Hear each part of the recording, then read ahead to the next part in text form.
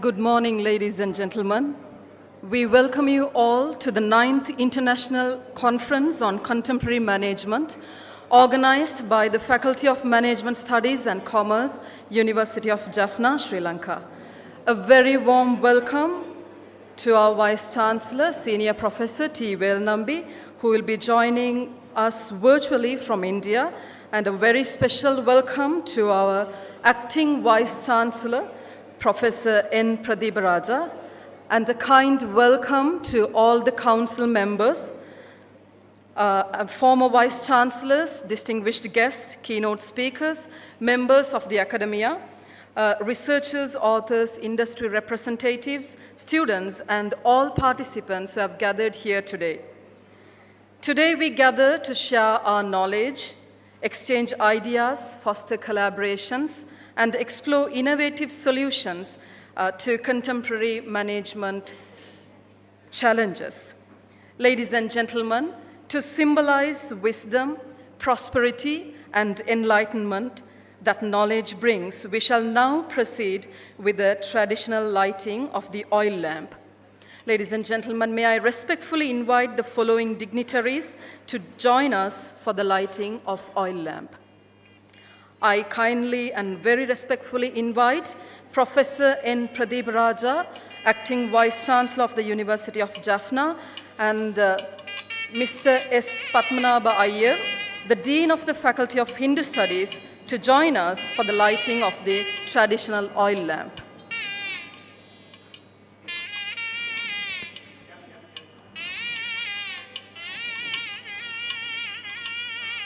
And they will be followed by the following dignitaries: Professor N. Bahiradan, Dean, Faculty of Agriculture;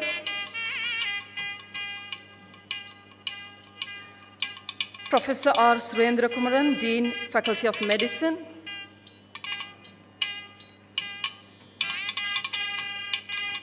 Dr. T. Kedisen, Dean, Faculty of Technology; Dr. S. Sivasinduja, Dean, Faculty of Allied Health Sciences;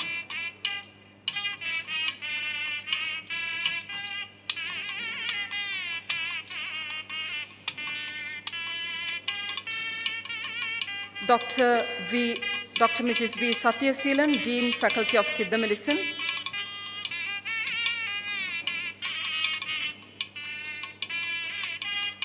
Professor N. Selvakumaran, Council Member;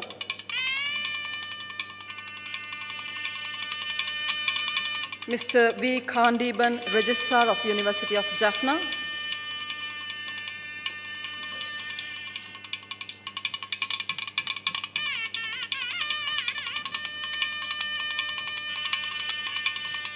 Professor S. Mohanadas, former Vice Chancellor, University of Jaffna; Professor S. Sri Saknaraja, former Vice Chancellor, University of Jaffna;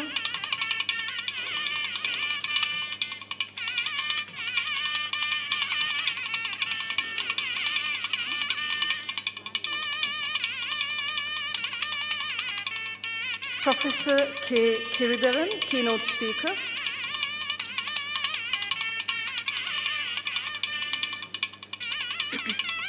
Professor Tissa Ravindra Pereira, moderator of the panel discussion;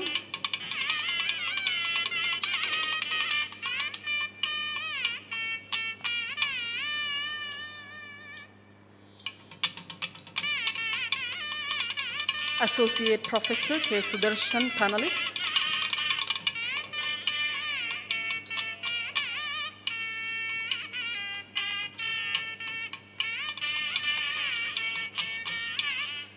Dr. L. Gajendra, panelist; Mr. K. Suresh Kumar, Bursar of University of Jaffna;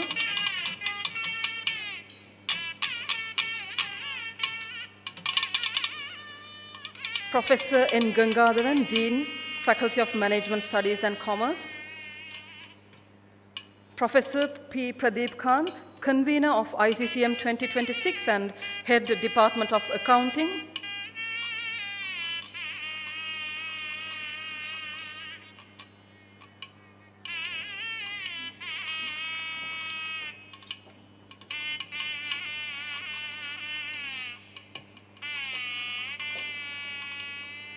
Professor R. Vijayakumaran, Head Department of Financial Management.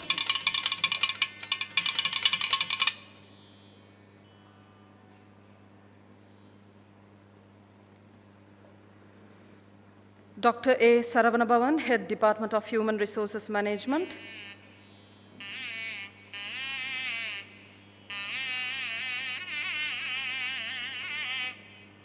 Professor S. Sivesan, Head Department of Marketing. Dr. V. Sunitha, Head Department of Commerce.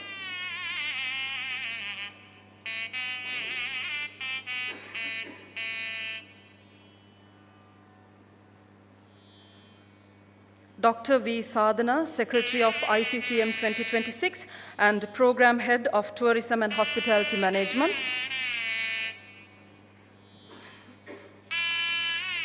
Professor S. Rajames, Editor-in-Chief, ICCM 2026. Professor B. Nimaladasan, former Dean, Faculty of Management Studies and Commerce. Dr. K. Sivaraja, for retired staff of Faculty of Management Studies and Commerce.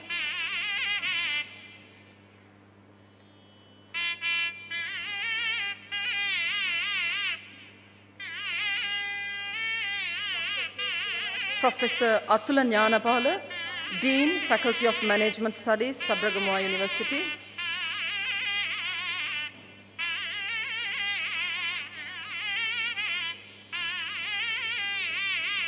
Mr. Sivanathan, Assistant General Manager of Bank of Ceylon, Northern Province. Faculty of Management Studies,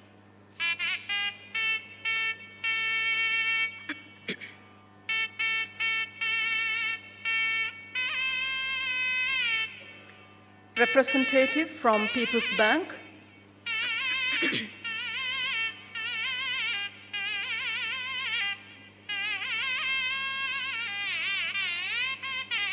Deputy Registrar of the Faculty, Mr. K. Jnana Bhaskaran.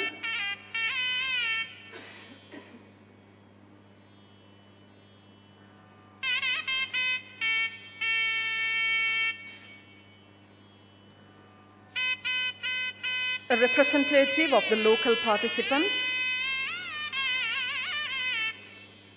I would like to invite a representative of the local participants and Mr. Kingsley Nyanendran on behalf of the international participants.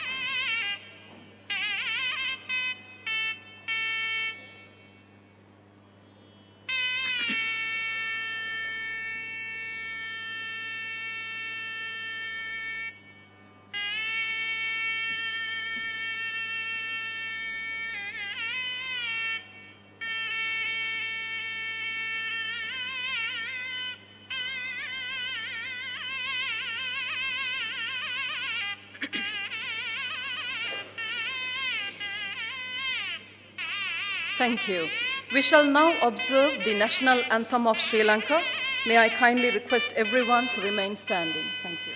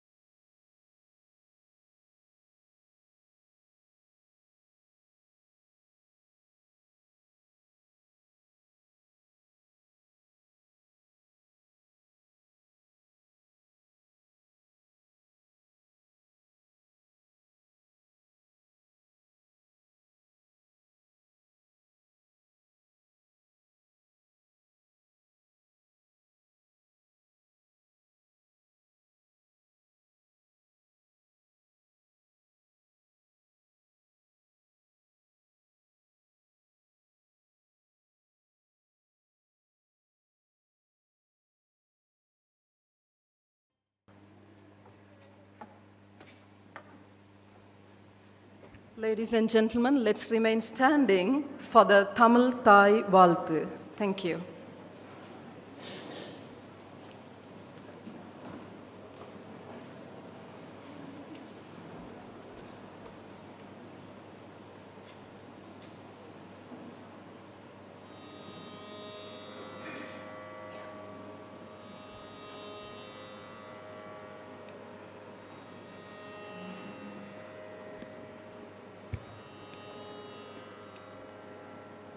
நீராறும் கடலொடுத்த நிலமடந்தை களிலொழுகும் சீராறும் வதனமென திகழ் பரத கண்டமிதில் தெக்கணமும் அதில் சிறந்த திராவிடனல் திருநாடும் தக்க சிறு பிறை நுதலும் தரித்தனருந்திலகமுமே அத்திலக வாசனை போலனை துலகும் இன்பமுற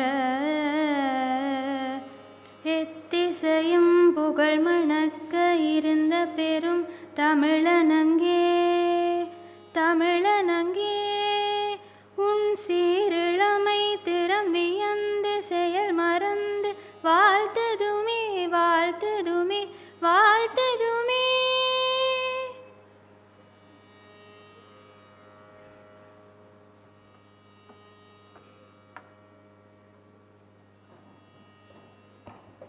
Thank you. Thank you, Miss Karthihayani Ranganatha Sarma, for the beautiful rendition. She is a student from Sir Punnambalam Ramanathan Faculty of Visual and Performing Arts.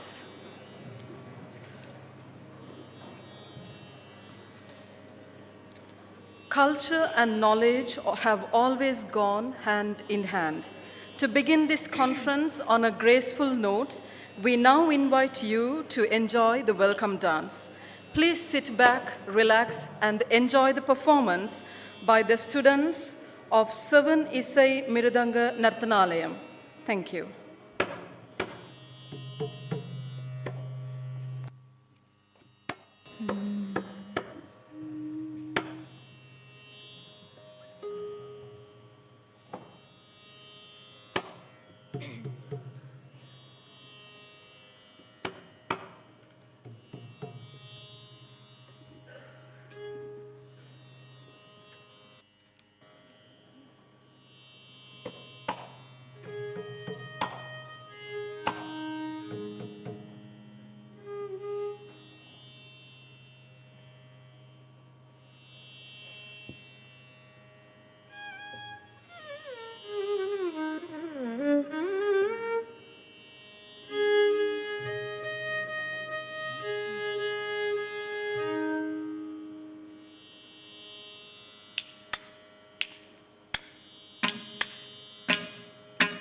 sa sa ni ni pa pa ni ni pa ma ma re re sa sa ni ni pa pa ni ni pa ma ma re re ni sa re ma pa ni sa pa ni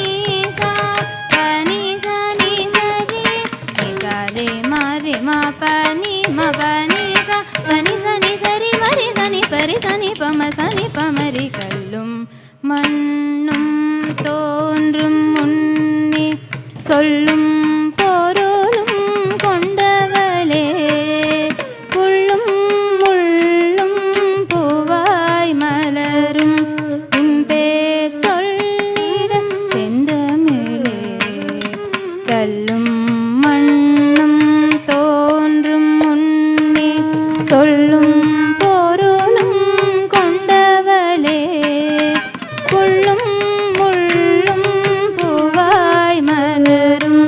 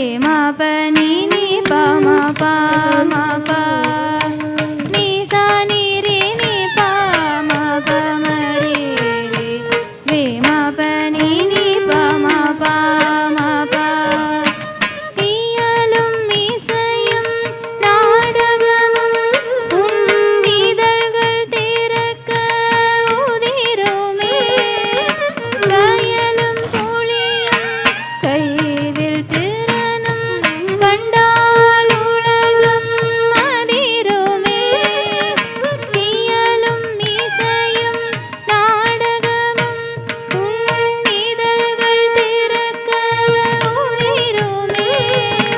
சாயலும் பொழியும் கைவில் திறனும் கண்டால் உலகம் அதிருமே.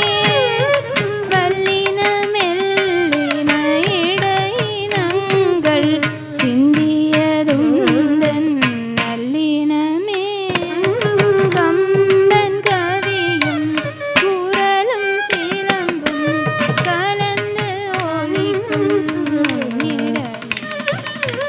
வல்லின மெல்லின இடையினங்கள் சிந்தியதுந்தன் நல்லினமே.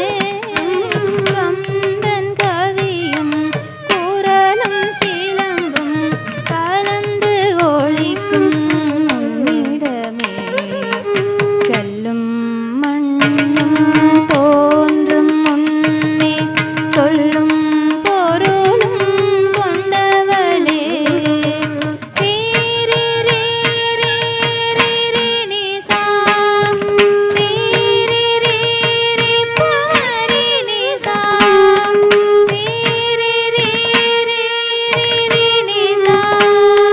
சீரி ரீ ரீ பமரி நீ சா. நீ சா நீ ரீ நீ பா மா பமரி ரீ ரீ மா ப நீ நீ பா மா பா மா பா. நீ சா நீ ரீ நீ பா மா பமரி ரீ ரீ மா ப நீ நீ பா மா பா மா பா. ரங்க பலகையின் மீதிலேறி சங்காய் முழங்கும் நாதமே.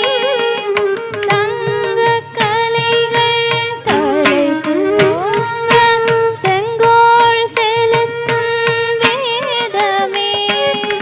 சங்க பலகையின் மீதிலேறி சங்காய் முழங்கும் நாதமே. தங்க கலைகள் களைத்து ஓங்க செங்கோல் செலுத்தும் வேதமே. பன்னிரு உயிரும் ஆயுதம் நீயும் இணைந்து பிறந்த அற்புதமே. எண்ணிரு கையால் என்று முன்னை இறைஞ்சி தொழுவேன் கற்பகமே. பன்னிரு உயிரும் ஆயுதம் நீயும் இணைந்து பிறந்த அற்புதமே. எண்ணிரு கையால் என்று முன்னை இறைஞ்சி தொழுவேன் கற்பகமே. கல்லும் மண்ணும் தோன்றும் முன்னே சொல்லும் பொருளும் கொண்டவளே. உள்ளும் முள்ளும் பூவாய் மலரும் உன் பேர் சொல்லிட செந்தமிழே. உன் பேர் சொல்லிட செந்தமிழே. உன் பேர் சொல்லிட செந்தமிழே.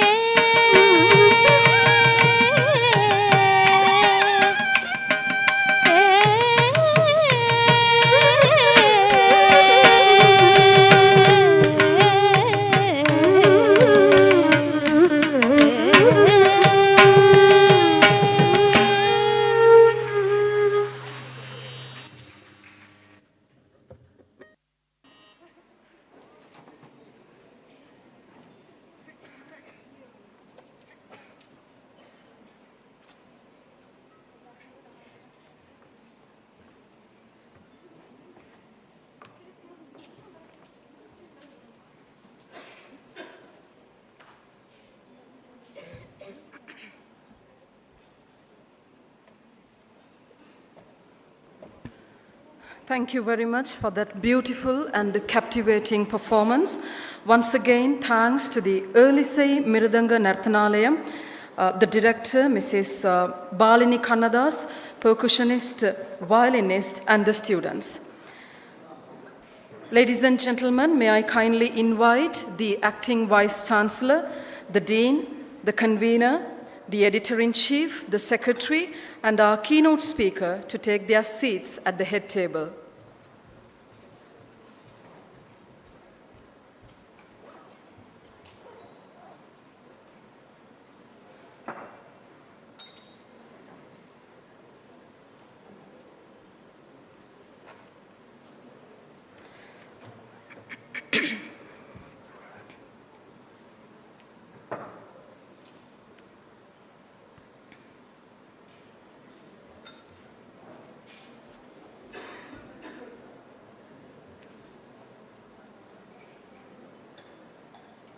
Thank you. I would like to call upon the convener who has played a pivotal role in planning and coordinating ICCM 2026, and through his dedication and leadership, he has brought together academics, researchers, and professionals to create a meaningful platform for scholarly exchange and collaboration. It is my pleasure to invite Professor P. Pradeep Kant, convener of ICCM 2026, to deliver the welcome address. Thank you.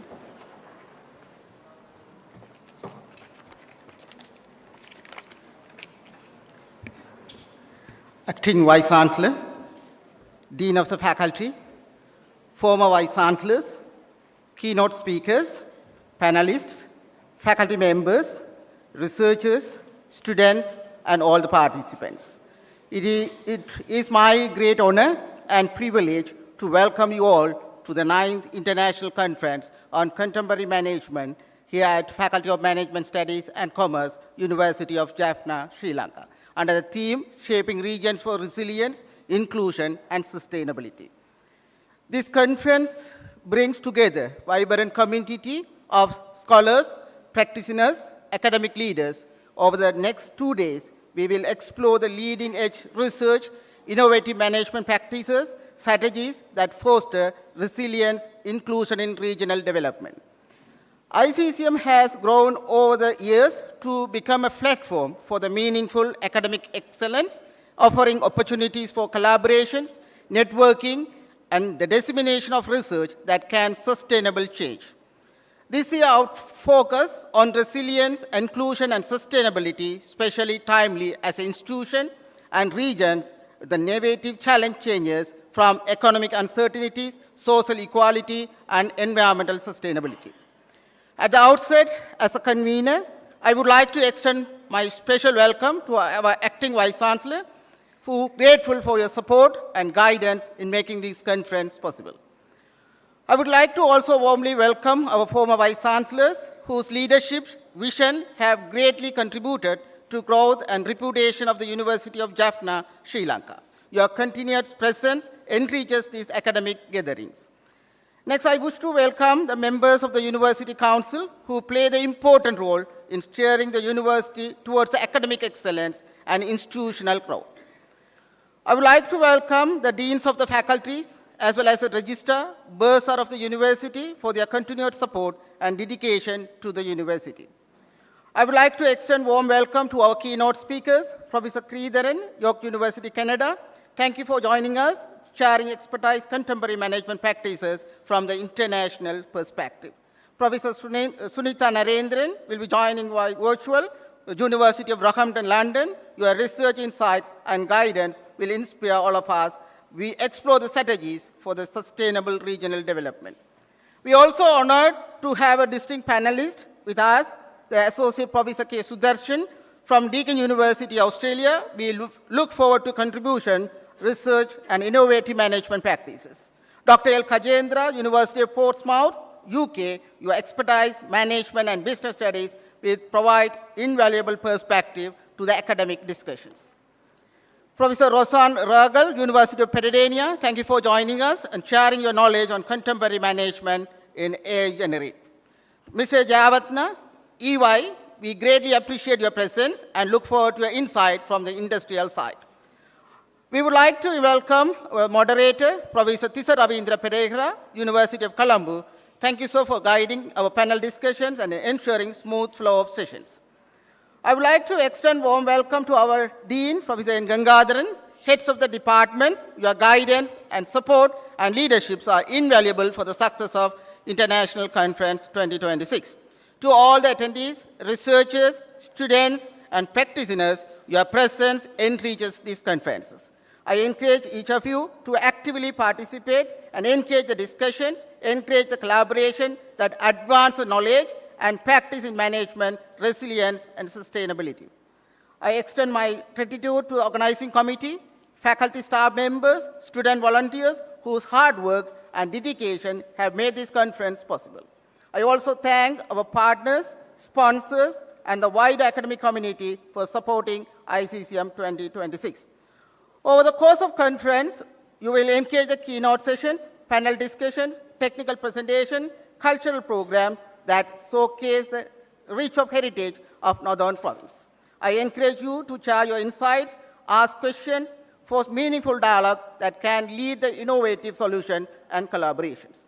Finally, I wish each of you to productive and inspiring conference experience. May your discussions here cover way of new ideas, stronger networks, and impactful research outcomes that contribute resilient, inclusive growth in our region. Thank you very much. Thank you.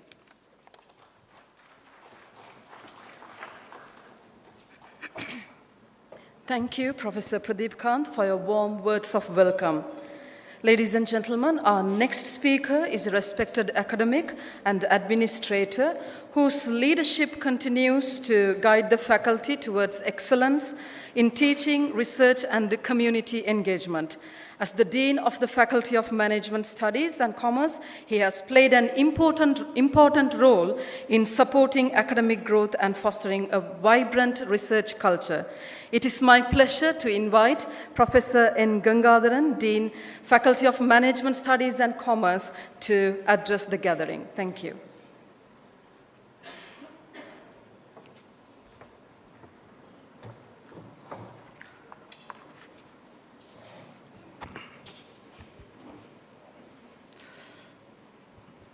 Our most respected Vice Chancellor, Senior Professor Belnambi sir, Acting Vice Chancellor, University of Jaffna, Professor Pradeep Raja, and the Dean Faculty of Arts, Deans of the faculties, former Vice Chancellors, Honored Council Member,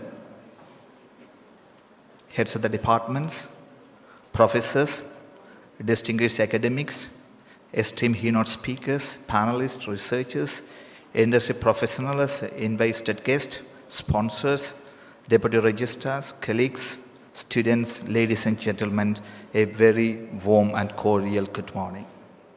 First and foremost, thank you very much for joining us today at the 9th International Conference on Contemporary Management.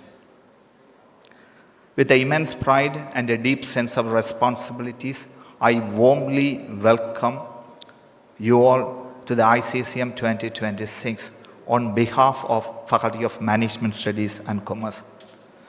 The International Conference on Contemporary Management has become one of the flagship academic events of our faculty. The journey began with the successful organization of the first International Conference on Contemporary Management in March 2014, driven by a vision to create international platform for scholarly engagement, knowledge sharing, and collaborative research. Over the years, the conference has evolved significantly in scope, quality, and impact, attracting the researchers and practitioners from the diverse discipline and geographical regions. Today, as we convene the 9th International Conference on Contemporary Management, we celebrate not only continuity of the academic traditions, but also its growing contribution to advancing the knowledge and practice primarily in management and commerce. This year, we gather under the timely and thought-provoking theme, shaping regions for resilience, inclusions, and sustainability. In an era characterized by unprecedented economic, social, environmental, and technological transformation, these themes invite us to rethink how the region can be developed and managed to ensure equitable growth, social cohesion, environmental stewardship, and long-term prosperity. Building the resilience requires innovative thinking and adaptive institutions and collaborative governance. Achieving the inclusion demands the developing process that empower all segments of the society and ensure that no one is left behind. Sustainability goals for balancing the economic progress with the environmental responsibilities and social well-being. The critical dimensions of this concept and the implications for the regional development will be explored with the great details by the distinguished keynote speakers, panelists, and researchers throughout this conference.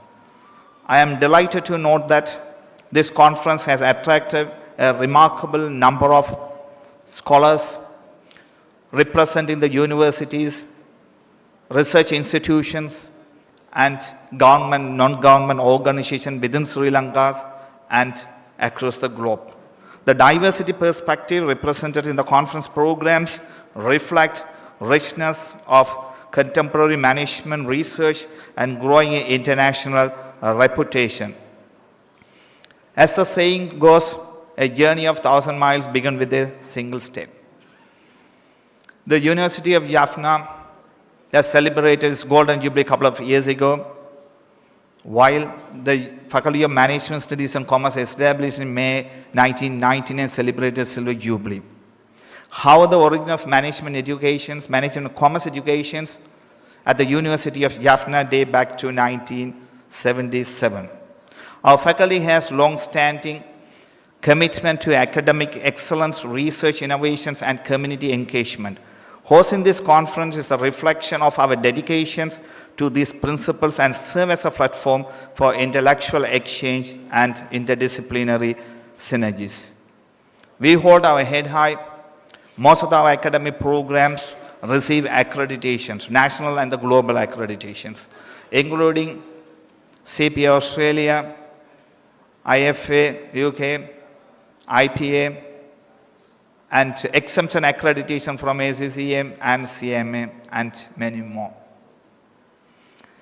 And we'll probably announce that our both journals, the Faculty of Management Studies and Commerce publishes 2 journals. One is the Journal of Business Studies and International Journal of Accounting and Business Finance, both listed in ABDC, Australian Business Dean Council Quality Journal list. The notably, only in Sri Lanka, the management faculty journals are in the ABDC ranking list. I extend my sincere appreciation to our keynote speakers, Professor Kiridharan, York University, Canada, and Sunitha Narendran, University of Roehampton, London. And also panelist, Professor Disa Ravindra Pereira, University of Colombo, Associate Professor Sudarsan, Deakin University, Australia, Dr. Gajendra, University of Portsmouth, UK, and Professor Rosan, University of Peradeniya, and Professor Jayavarthana. And the presenters who have generously shared their experience and their research findings. Knowledge shared is knowledge multiplied. Your contributions enrich the intellectual quality of this conference, inspire the meaningful dialogue on critical issues affecting the organizations and the community and region worldwide. My special thanks goes to the Vice Chancellor. He is joining via Zoom right now. He is in India. So he has helped us to organize this conference in many ways. And also University Administration, Registrar, Bursar, and all the faculty members, thank you very much for organizing this conference very successfully. I wish to express my heartfelt gratitude to the convener, chief editor, secretaries, and entire team of the ICCM organizing team for their tireless efforts, commitment, professionalism for bringing this conference a reality.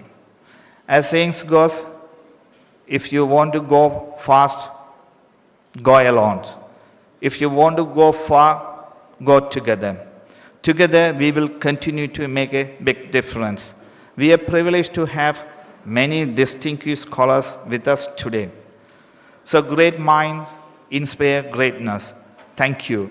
I wish you all a successful and memorable conference. Thank you very much.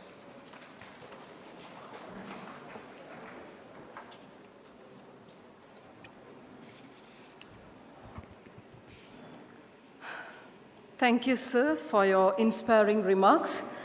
Ladies and gentlemen, having served our faculty with distinction over many, many years, he has been a source of guidance and leadership to both our faculty and wider university community through his commitment to higher education and institutional development. It is my pleasure to invite Senior Professor T.Well Nambi, Vice Chancellor of the University of Jaffna, who has joined us virtually from India to address the gathering. Thank you.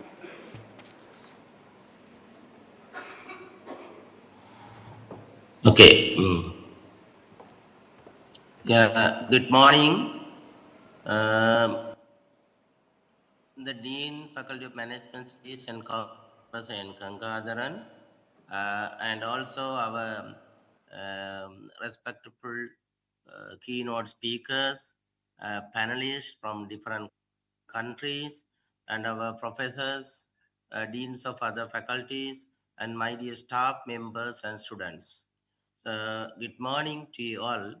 So, first of all, even though I am not physically available in the university for these conferences, it is with a great pleasure that I extend my warmest greetings to all participants to the 9th International Conference on Contemporary Management, that is ICCM 2026, organized by the Faculty of Management Studies and Commerce, University of Jaffna, Sri Lanka, under the insightful and timely theme, Shaping Regions for Resilience, Inclusion, and the Sustainability. The theme particularly relevant in today's rapidly changing world, where commitments and the regions face complex challenges, economic, social, technological, and environmental, and the resilience, inclusion, and sustainability are no longer mere ideals. They are essential principles that guide the development of strong, equitable, and forward-looking societies. So that ICCM 2026 provide a very good platform to explore innovative strategies, sharing research findings, and discuss practical solutions that can strengthen our regions and contribute to the national development by focusing these principles. So in that way, ICCM is really contributing to the development of the research, and through the development of the research, that is partially contributing to the regional development and the development of the nation. We are finding the solution to the problem that is facing existingly. So University of Jaffna has long been committed to advancing knowledge, fostering innovation, and the nurturing leadership that serves society. Because you know that the university has the three major components: responsibility, the teaching and learning, research, and the community activities. The university continues to make a difference in both regional and the national context through quality teaching, impactful research, and the meaningful community engagement. So the Faculty of Management Studies and Commerce plays a central role in this mission, promoting intellectual growth in management, commerce, and the related field. The faculty's publications of internationally recognized journals, that's including the Journal of Business Studies and the International Journal of Accounting and Business Finance, demonstrate its growing contribution to global scholarship. The dedication of the deans and also the faculty staff members is the real success for these faculty journals. As our dean highlighted in his welcoming address, only these two journals are available in Australian Business Deans Council. That is another credit to the Faculty of Management, Studies and Commerce of the University of Jaffna. Our responsibility is to sustain that grade as it is, and also moving from the existing grade to up to A. Definitely, these kind of conferences will provide facilities to do that work. This ICCM has becoming a major platform for academics, researchers, policymakers, and also the industry professionals to come together and exchange ideas and develop solutions for the real world challenges. The conference encourages dialogue that bridge theory and the practice, allowing research insight to translate into strategies that enhance regional resilience, promote inclusive growth, and advance sustainable development. Such collaboration is vital for shaping policies and also the guiding business practices and empowering communities to navigate the uncertainties of modern world. I think in that way, the university business linkage, which is available in the university, is also connected with that. Maybe through this research and findings, finally, the finding should be usefulness for the solution to the problem facing by our own people, and also it can be commercialized, and that's lead to the national or international patentship. So I am confident that the keynote addresses, panel discussion, and the research presentations at ICCM 2026 will provide the valuable insight and stimulate new thinking. I encourage all participants to actively engage and share their experiences and build connection that will extend beyond the conference. Your contributions are essential in shaping innovative approaches and promoting practices that support sustainable, inclusive, and resilient development. On behalf of the University of Jaffna, I extend my sincere appreciation to all those who have worked tirelessly to make this conference a success, from the organizing committee to our faculty members and the support staff. Your dedication ensures that ICCM 2026 serves as a meaningful forum to knowledge exchange and the academic advancement. I wish the ninth International Conference on Contemporary Management every success, and I hope that the discussion, ideas, and the collaboration that emerge here inspire action, create opportunities, and strengthen our collective commitments to resilience, inclusive, and sustainable regions. Maybe organizing this kind of conference is not a simple task. We all understand how many days, even the days and nights, our team members have spent much of their time and committed to complete all kinds of works. That is the reason proceeding is also available at this time of international conference. So finally, also, I would like to extend my sincere thanks and the appreciation for all those who have been highly involved with this kind of work. And I would like to request you all to continue these conferences very much successful. And also, these kind of activities and events should be strengthened the faculty and the university website. That is the visibility of all these events to the public. With that, I would like to conclude my speech. Thank you very much.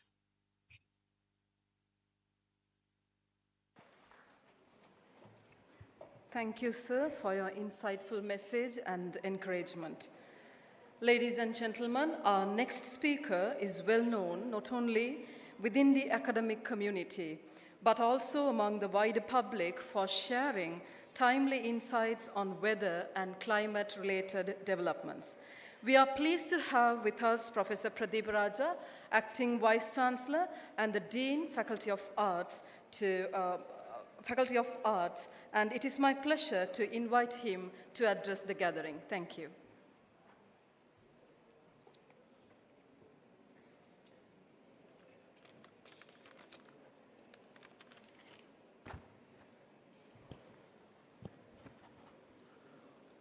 Our respected Vice Chancellor, Senior Professor T. Velnambi, the Chairperson of the Conference, Dean, Faculty of Management Studies and Commerce, former Vice Chancellors, Deans of the Faculties,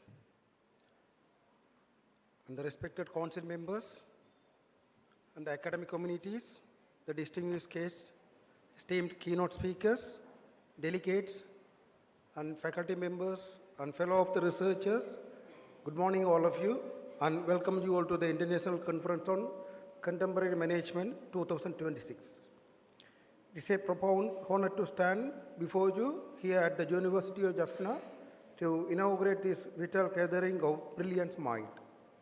This year, our theme is Shaping Regions for Resilience, Inclusion and Sustainability. We are not merely here to discuss corporate theory in a vacuum. We are here to address a heartbeat of our communities. From the impacts of the climate resilience, livelihood to green entrepreneurship, we are tasked with exploring how modern management can serve as a catalyst for the sustainable, inclusive, and equitable regional development. Today, our global business landscape faces unprecedented challenges and equally remarkable opportunities. We are living in an era defined by rapid digital transformation, AI integrations, and the pressing need for a critical or circular economy. The old paradigms are shifting. Modern managers and leaders are no longer just drivers of profit. They are architects of social impact, responsible governance, and the community empowerment. Over the course of this conference, we have the privilege to hearing from outstanding international keynotes and participating in multi-stakeholders panel discussions. I encourage all of you to actively engage, challenge the prevailing theories, share your unique research findings, and forge collaborations that cross borders and disciplines. Let us ensure that the discussions, networking, and publications opportunities we engaging in over these 2 days translate into the actionable strategies for the real world. Let us shape the regions where the prosperity is inclusive, resilience is built into our home, and sustainability is the daily practices. Thank you for your presence, your passion, and your dedication to shaping future of management.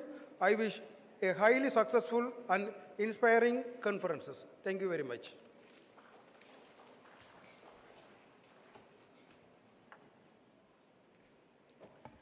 Thank you, sir. We now arrive at one of the highlights of ICCM 2026. Our first keynote speaker is Professor K. Kiridharan Kanaharatnam from York University, Canada. To formally introduce the keynote speaker, I would like to invite Ms. Tasika, Senior Lecturer, Department of Human Resource Management, Faculty of Management Studies and Commerce, University of Jaffna. Thank you.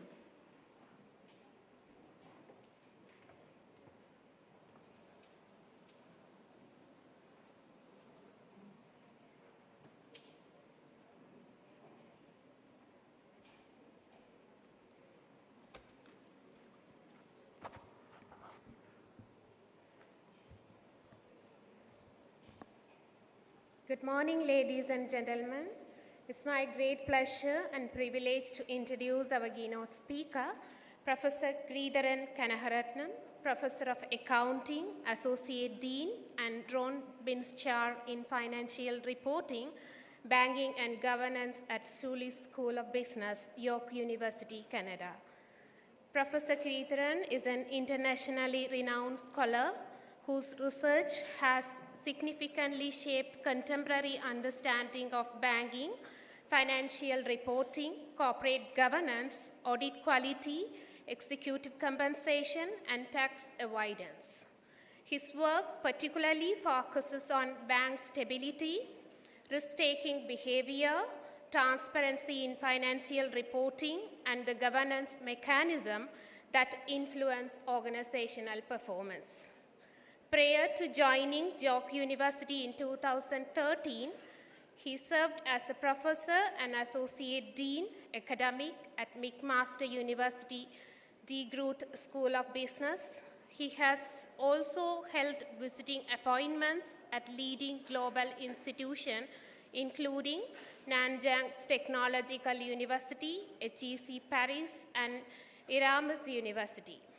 He has published more than 60 research papers in some of the world's most prestigious journals, including the Accounting Review, the Review of Accounting Studies, Journal of Financial and Quantitative Analysis, Journal of International Business Studies, and the Journal of Banking and Finance.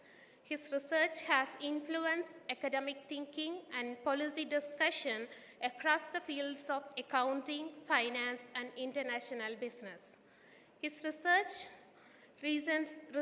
explores highly relevant global issues such as climate risk management, digital and financial inclusion, ESG disclosure, financial literacy, and responsible governance, demonstrating the real-world impact of scholarly research on business and society. So Professor Sridharan is the recipient of the prestigious Ron Boss Chair in the Financial Reporting, Banking, and Governance, and has been awarded multiple Zulich Research Fellowships in the recognition of his outstanding research contribution. Adding to his remarkable academic journey, he graduated as the top student in the Faculty of Engineering at the University of Peradeniya, Sri Lanka, earning the EOE Pereira Gold Medal and several university-wide academic distinctions. So today, we are truly honored to welcome the distinguished academic, leader, and accomplished researcher whose contributions continue to make the global impact. So, ladies and gentlemen, please join me in extending the warm welcome to Professor Sridharan Kanakaratnam to deliver the keynote address on navigating the natural constraint and social norms, a new frontier in corporate sustainability. Sir, the stage is yours.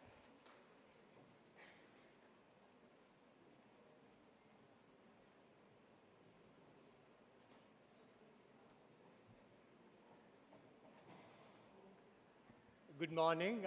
Thank you so much for that generous introduction. I really don't deserve that much. And I'm very grateful to Professor Pradeep Kant for inviting me as the keynote speaker, because I have a special affiliation to being here because I was born in Jaffna. I mean, don't ask me what year, long time ago. And then my first 4 or 5 years was in Watukote, which is not too far from here. So I was very thrilled and thankful for inviting me. So whenever I start my class or a conference presentation or a speech, I generally ask people to pronounce my last name, because they get a mental block when they see long names. But I don't think I need to do that here, right? You can pronounce my last name. Yeah, so my title of my address is going to be Navigating Natural Capital Constraints and Social Norms in a Sustainability Context. And we will be looking at some of the outcomes like innovation and financial decisions. And I'll walk you through two of my recent papers, and I'll be happy to answer your questions. Unfortunately, maybe not at this time, maybe afterwards. I'll be delighted to answer your questions.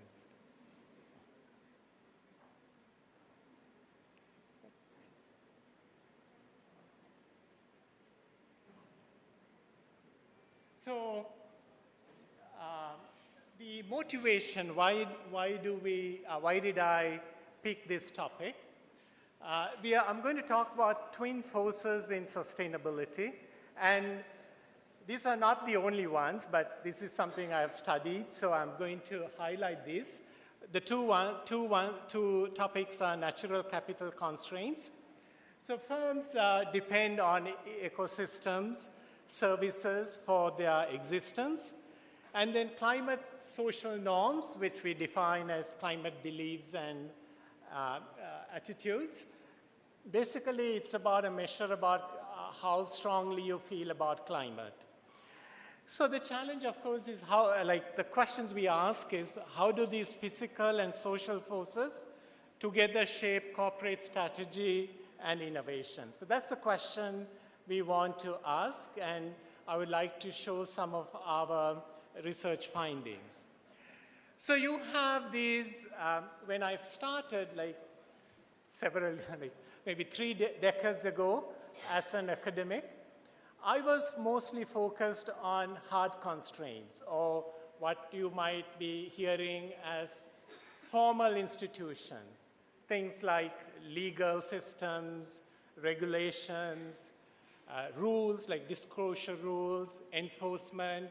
So those are important, right? But those are like rules which your governments or international bodies make, and then the firms, societies have to follow. So they are more reactive, so because they are forced onto you. And then in the current context of political turmoils, those like economic policy uncertainty is the greatest at this point. You might have certain climate rules under one administration completely reversed by another administration and then reinstated. So the rules are changing rapidly. So what can you follow when your rules are changing, right? So it becomes a challenge to follow rules when they are changing so quickly from one administration to the other, or because of wars and other external events. And also, like, over a period of time, you get older. I mean, generally, there's a famous saying that when you get older, you get wiser, right? But my friends, of course, say, Giri, when you get older, you are becoming dumber. So that probably is not applying to me. So what most of the like management scholars go from these formal institutions to what I say are like binding constraints to softer constraints like informal institutions like your preferences, we are talking about climate preference, but also things like culture, trust, religiosity. So these are softer dimensions that would shape your decisions. Why is that important? Because these are framing of decisions are not reactive, but they are proactive. So you want conditions where firms or societies or households voluntarily change their actions. And that would be much more permanent than actions or like any change in directions because of some legal or regulatory pressures.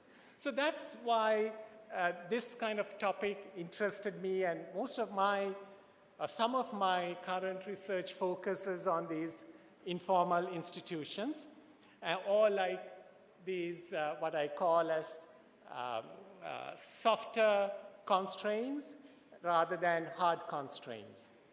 And that's why I think people still talk about why culture is important, because that shapes the society, and then that shapes the firms that operate in the society.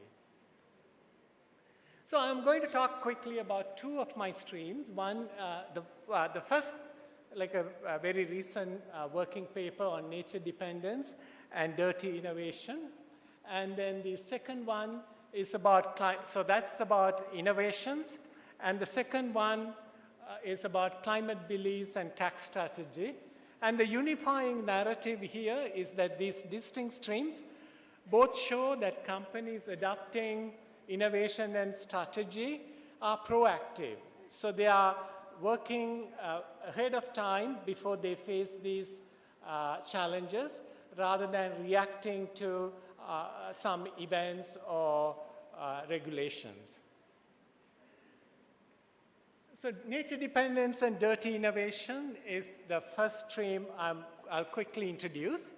So here we ask a simple question: do highly nature dependent firms reduce dirty or polluting technological innovation?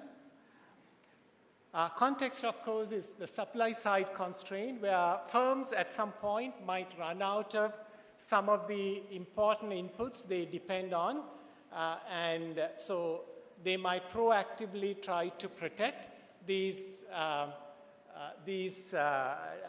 resources. The theory behind, of course, is directed technological change.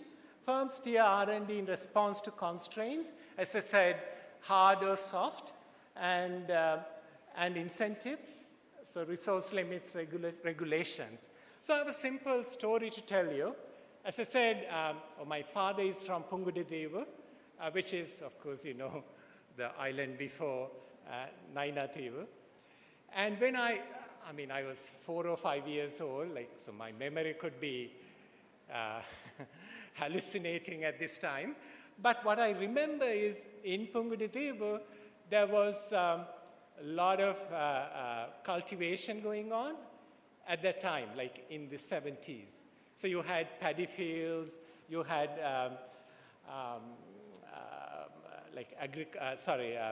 vegetable growing, and then of course you have animal husbandry, like reinforcing the soil quality.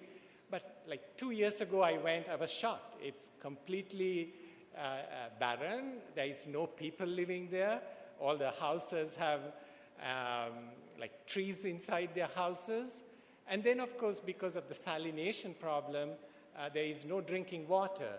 So once you have nature is kind of limited, and once it's damaged, sometimes it's irreversible, right? So, so they are like as individuals, as I said, as societies, as firms, you might have to face this at some point if you keep on depleting the resources of nature. And so some firms might be taking that initiative ahead of time. And that's our hypothesis. Because that will, it will be an existential threat. They will go out of business, say if it's an agriculture firm or even a pharmaceutical firm, because of some of the inputs going extinct. So what is nature dependence? Degree to which firm relies on ecosystem services. Surprisingly, more than 50% of the global GDP is moderately or highly dependent on nature's service. So it's a major business exposure. That's not just an individual household level, but at the firm level too. And biodiversity risk is a serious business risk if 50% of the GDP is dependent on it. And according to World Economic Forum, that's the number 2 risk in the world or for businesses. Implications, so nature-dependent firms face material supply risk, that is resources going away, and you won't be able to continue your business. So we have, so why it matters?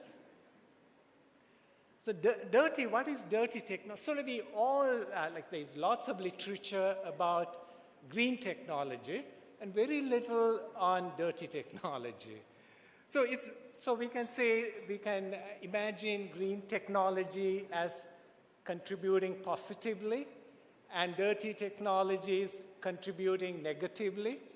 So you want to increase the positive side and somewhat control or minimize the negative side, right? So that's why you will have a net gain.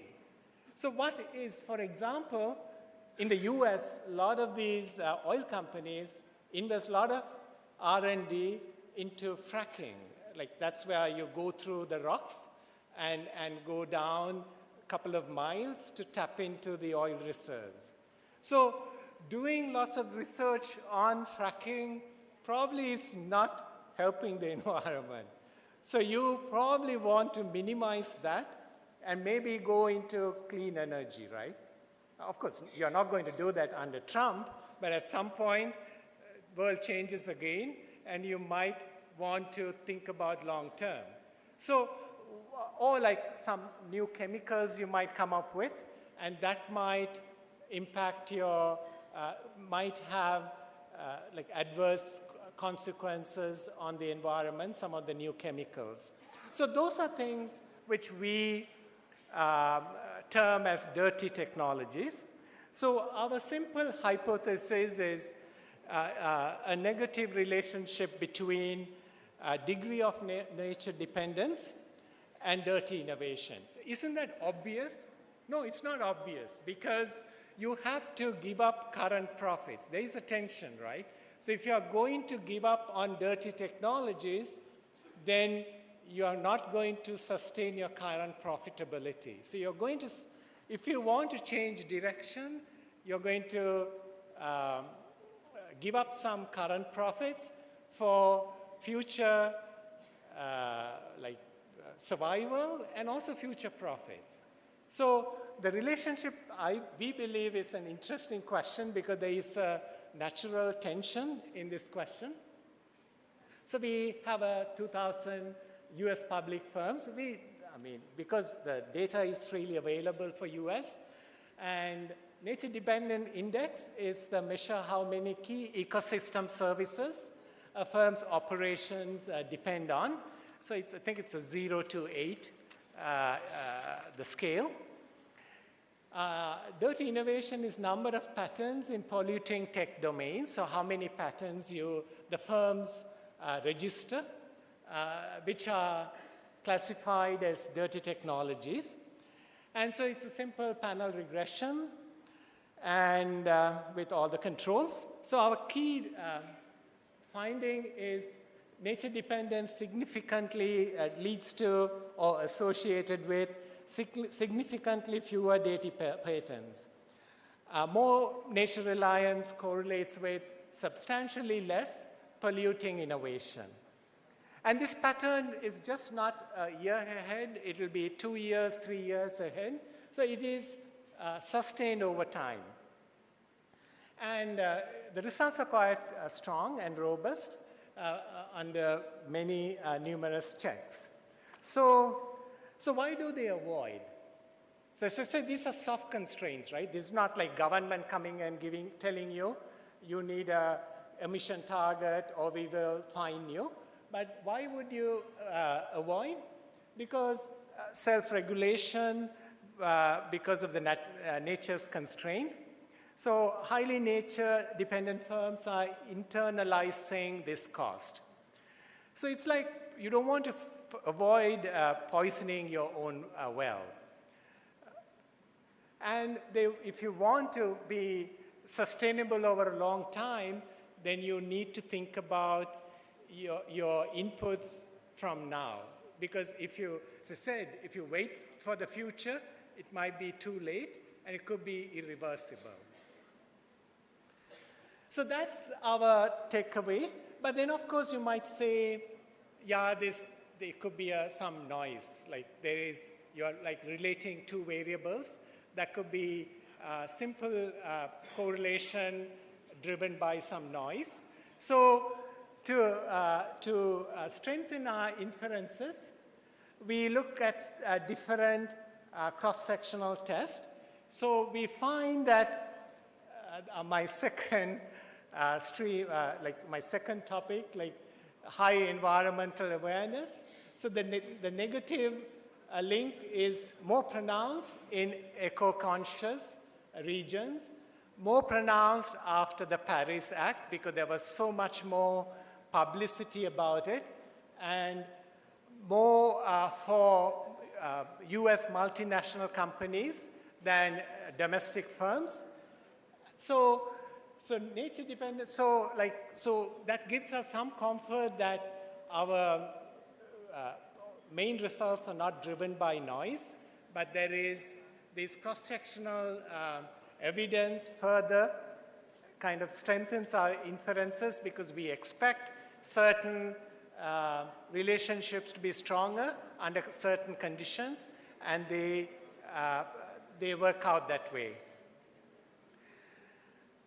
So that's our first stream, and then I'll quickly go through my second stream because I might be losing your attention unless I start asking questions. So my part two of my, the second paper, which got recently published, is about climate beliefs and corporate tax strategy. Here we have a simple research question where we ask, do climate conscious firms influence corporate strategic decisions beyond obvious areas like tax planning? So, so if you're in a highly climate conscious area, so that's why I believe, say, if the northern province is highly climate conscious, you will be putting pressure on all the firms operating here, right? And so they will be. I mean, people say, okay, these social norms are like abstract. I don't believe in it. So I'll give you an example. So I left Sri Lanka like 32 years ago. While I was in Sri Lanka, if a bus comes, we are standing on a bus stop, we just rush, right? Whoever the strongest gets into the bus. And I used to play rugby, so I always get into the bus first. But then I go to US, and everybody queues up. I mean, my instinct is to rush and get into the bus, but I don't do that, right? Because I'll look foolish. Or I'll get called out. So I'll follow the queue. So if there's a social norm where everyone adheres to a certain way of doing things, you adapt to it. Just because I'm from Sri Lanka, I'm not going to jump the queue in the US or Canada. Because I will be, not scolded, but they'll certainly tell you to your face, and they'll tell you go bugger off, right? So you will change your actions depending on how society works. So if the society is much more climate conscious, you will see your neighbor has an electric vehicle or has solar panels. In your neighborhood, you don't want to be the only house without a solar panel, so you'll put a solar panel, right? So social norms are very powerful, and they are kind of, as I said, soft constraints. So what we premise is companies in high climate belief and attitude areas may adjust their behavior, even in domains like finance, where you might not expect them to act. And so we find consistent evidence,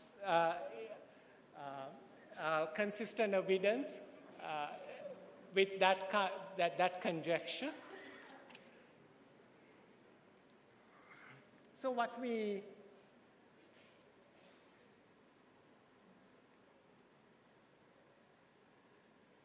I'll skip, climate beliefs is some kind of a social norm where you're not going to jump the queue, so I'll skip this, slide. So in most countries, you have climate tax incentives where government offers tax credits for climate-friendly investments or green investments like renewable energy projects, energy efficiency, carbon capture. So sustainability and tax planning interacts in this domain.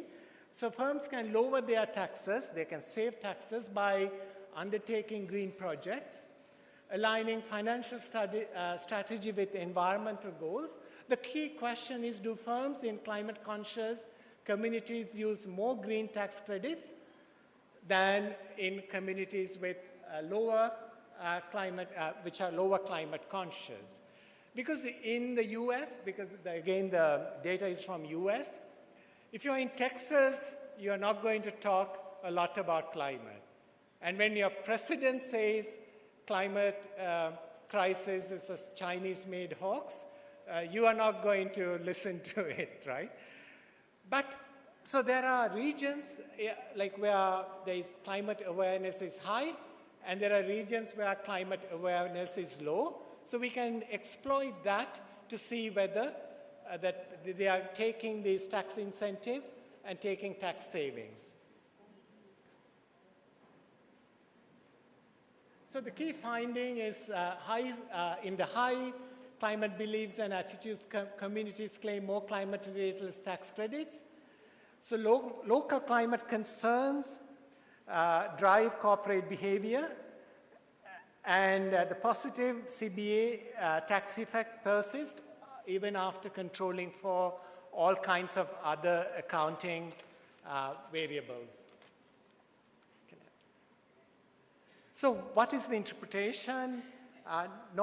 There is this normative pressure, I said that soft pressure, where firms in climate-conscious communities feel pressure to align with local values, that they may be anticipating future carbon regulations or market shifts, because if the local communities are highly engaged about climate change, then they are going to lobby for more regulations, right? So you can be, again, proactive by being one step ahead.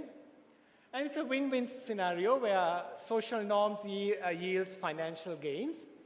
Shows that social context can influence core strategies even in financial decisions. It's not like not just your individual decisions or like new investment, but even things like tax planning or cash holdings, you might see this impact. So the takeaway message is, if you want to protect climate, you probably have to start with the people.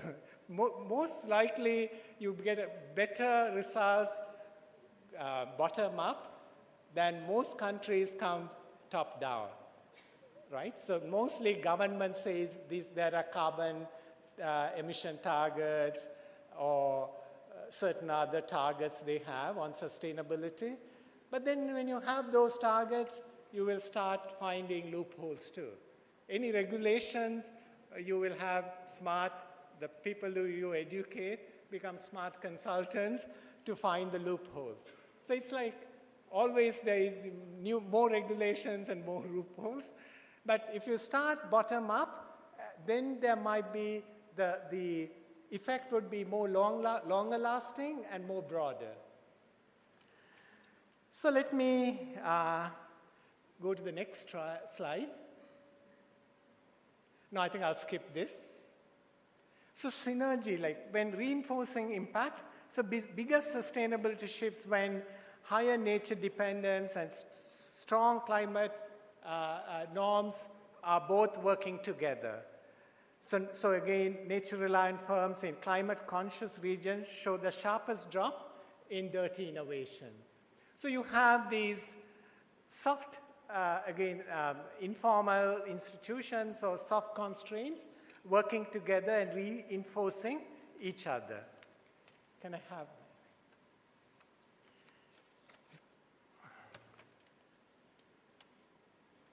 No, I think you next.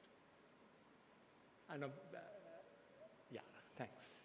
So, but of course, this doesn't come without interesting paradox. You're saving tax, then that you might use that for more green innovation.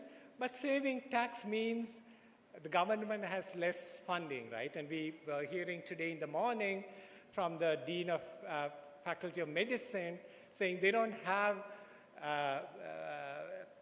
PET scans machines, where each one costs like 300, 400 million rupees.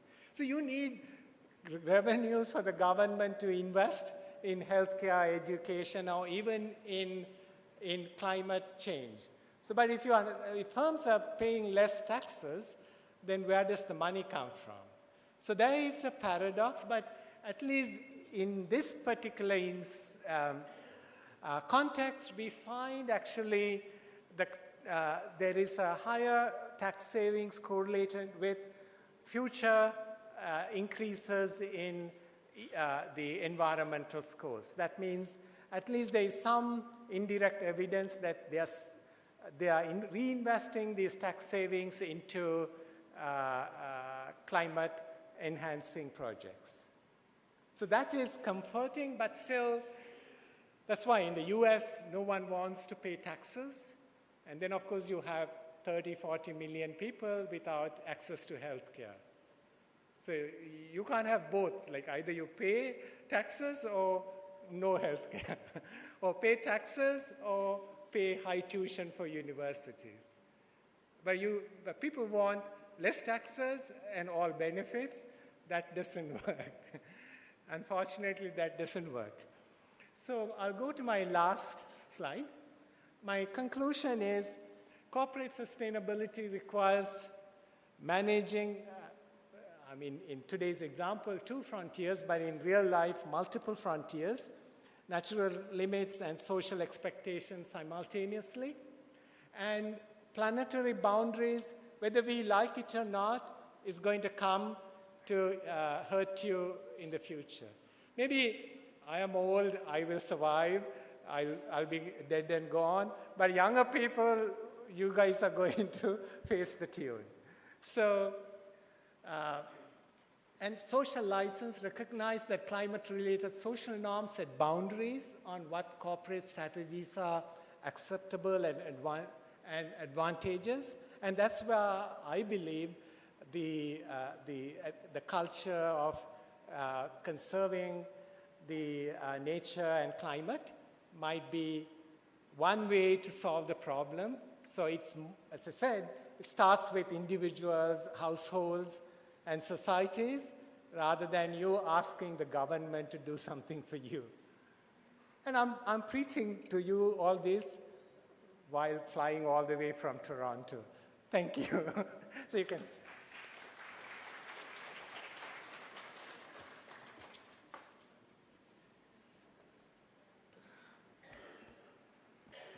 Thank you, Professor, for that enlightening and thought-provoking keynote address.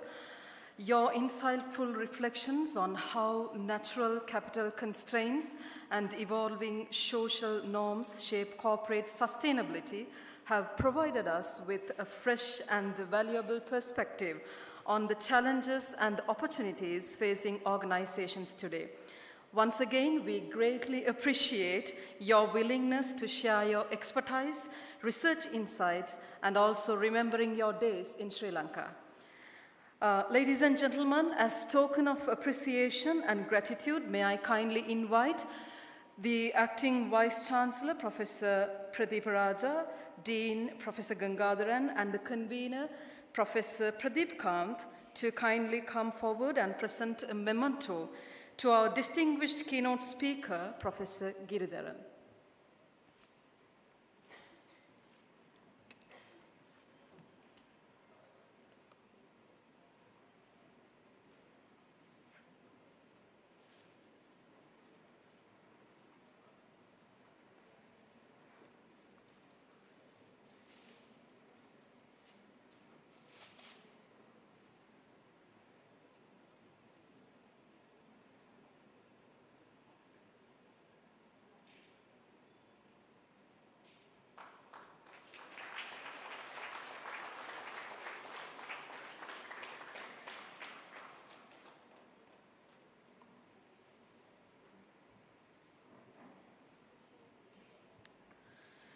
Research publications are often the result of months of careful coordination, review, editing, and quality assurance, much of which take place behind the scenes.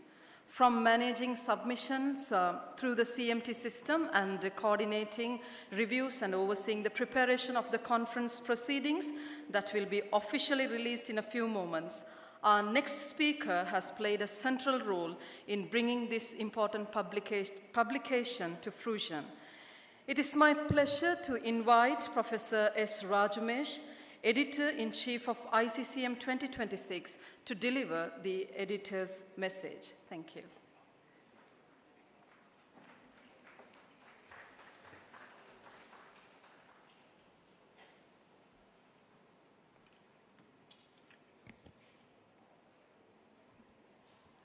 Good morning, distinguished guests, ladies and gentlemen. It is my honor and privilege to welcome you all to this prestigious gathering.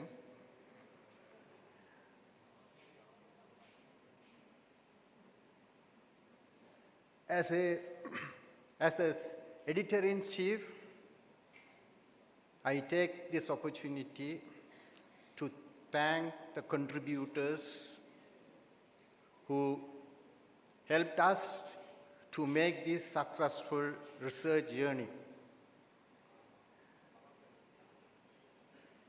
The academic volume of this work is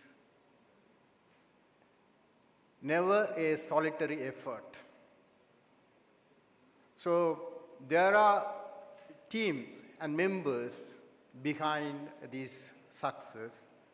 The editorial committee provided fullest support and cooperation by coordinating flawlessly with the authors and reviewers to do the review process successfully.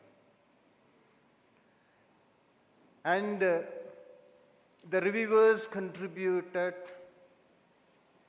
incredibly to make this success by contributing their review process on time and delivering quality, constructive reports. And the contribution of others are invaluable.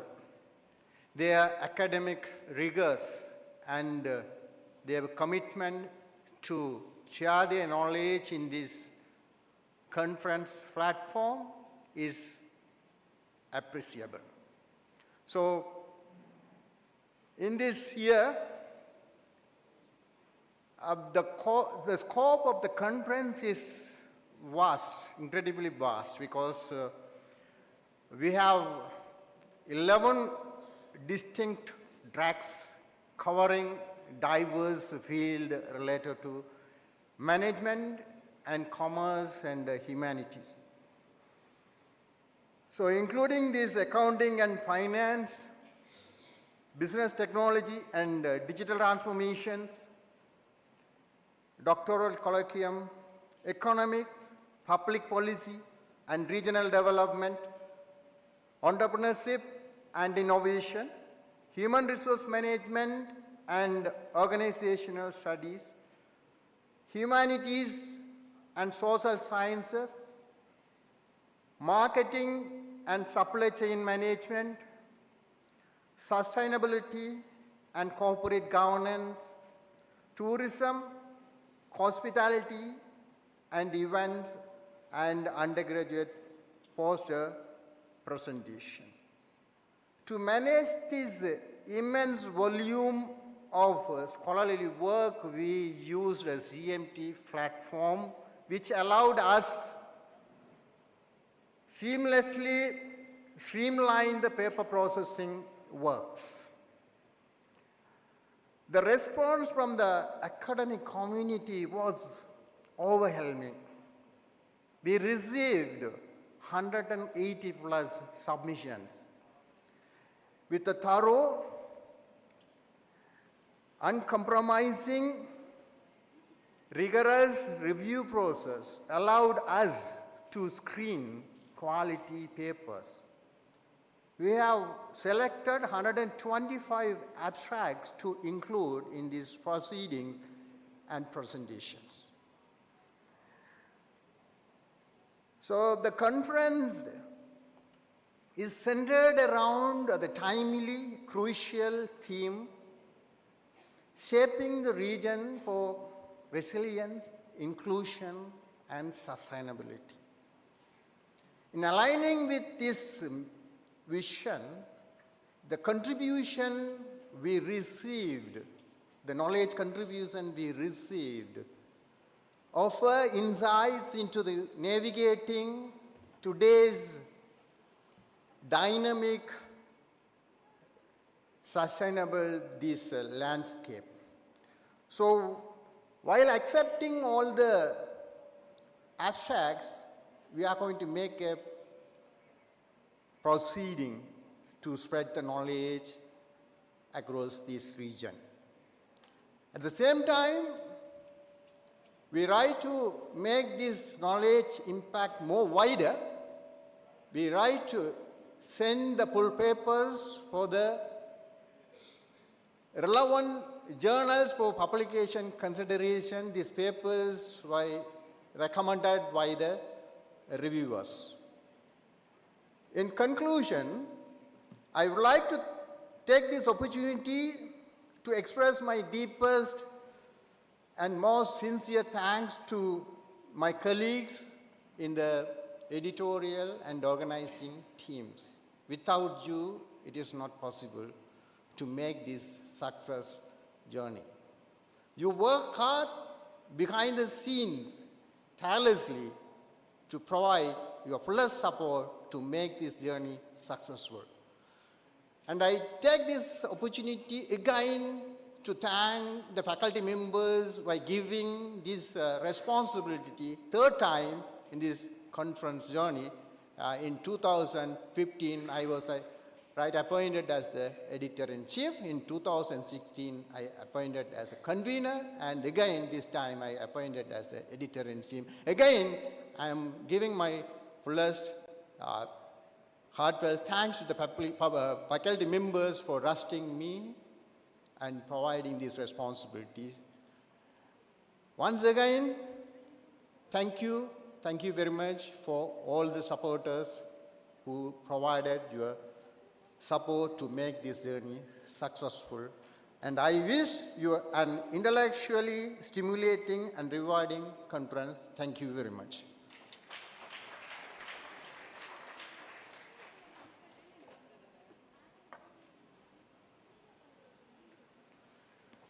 Thank you, sir, for your kind words. Ladies and gentlemen, we shall now proceed with the official release of the conference proceedings of ICCM 2026. May I respectfully invite Professor Pradeep Raja, Acting Vice-Chancellor of the University of Jaffna, Professor Gangadharan, Dean, Faculty of Management Studies and Commerce, and the convener of ICCM 2026, Professor Pradeep Kant and Professor Rajumesh, Editor-in-Chief, and also I would like to call upon keynote speaker, Professor Giridharan, to come forward for this important occasion. I now invite Professor Pradeep Raja, Acting Vice-Chancellor of University of Jaffna, to officially release the conference proceedings of ICCM 2026.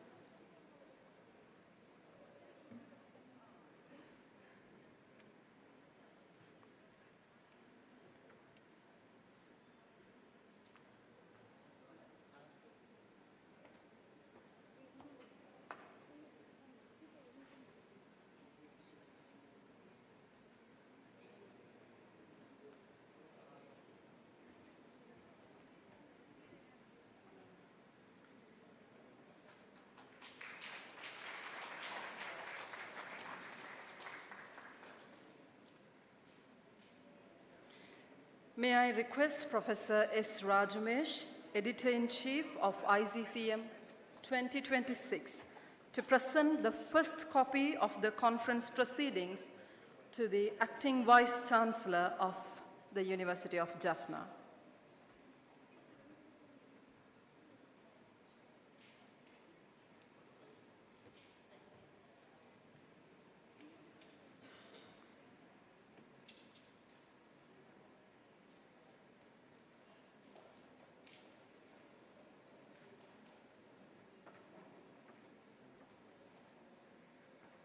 I would like to request Professor S. Rajamesh, Editor-in-Chief of ICCM 2026, to present the first copy of the conference proceedings to the Acting Vice-Chancellor of the University of Jaffna.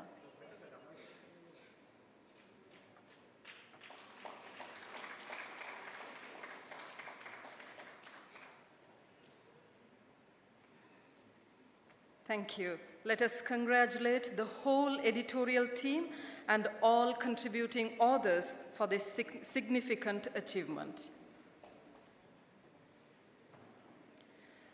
We have now the pleasure of welcoming our second keynote speaker, Professor Sunitha Narendran from University of Roehampton, London, who has kindly joined us via Zoom. To formally introduce our keynote speaker, I would like to invite Dr. Dilojini, Senior Lecturer, Department of Marketing, Faculty of Management Studies and Commerce, University of Jaffna. Thank you.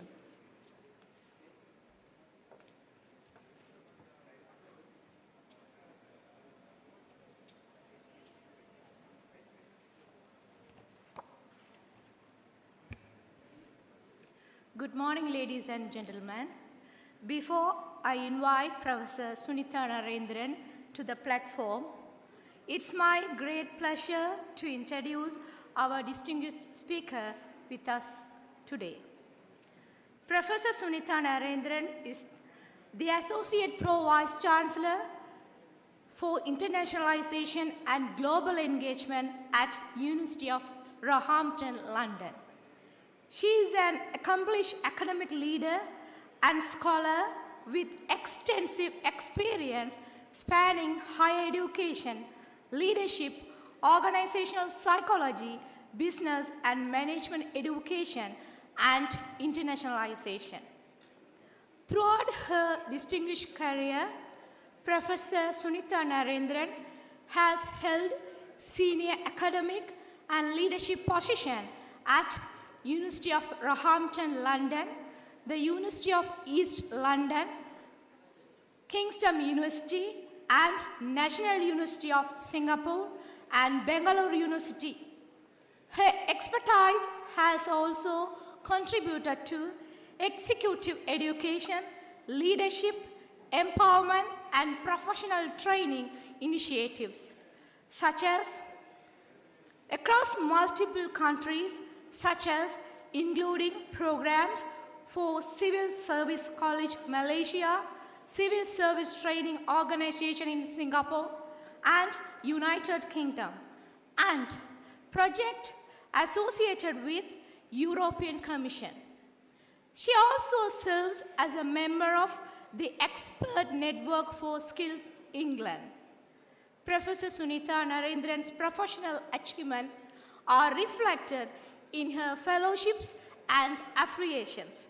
She is the Fellow of the Chartered Management Institute and the Royal Socials of Arts and Academic Fellow of Chartered Institute of Personnel and Development and an Associate Fellow of the British Psychological Society. Her academic journey includes a PhD Occupational Psychology from Birkbeck, University of London, and Masters in Management from National University of Singapore and Master's degree in Personal Management from the Tata Institute of Social Science in Mumbai, India, and Bachelor's degree in Psychology from Women's Christian College in Chennai, India. Her research explores the fascinating intersectional disciplines from decision-making, risk perception, personality, behavioral judgment, and organizational behavior. Through her work, she advances our understanding of the psychological mechanisms that shape leadership, governance, financial decision, and workplace behavior, contributing significantly to interdisciplinary scholarship across multiple countries, especially in psychology, finance, accounting, leadership and organizational governance. Ladies and gentlemen, please join me with welcoming our professional speaker today, Professor Sunita Narendran. The platform is yours now. Over to you.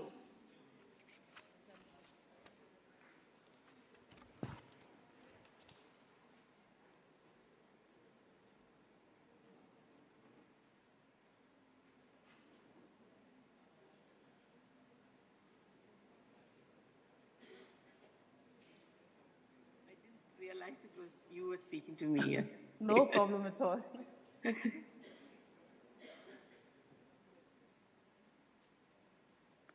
So can we go to the first slide?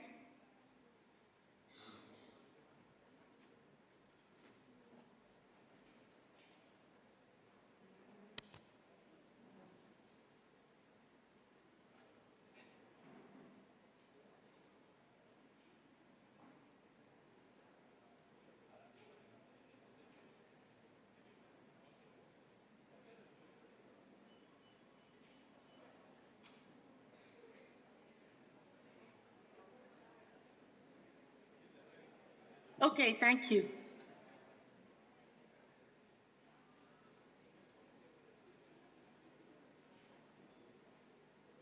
So good morning, everybody. Good morning from the UK.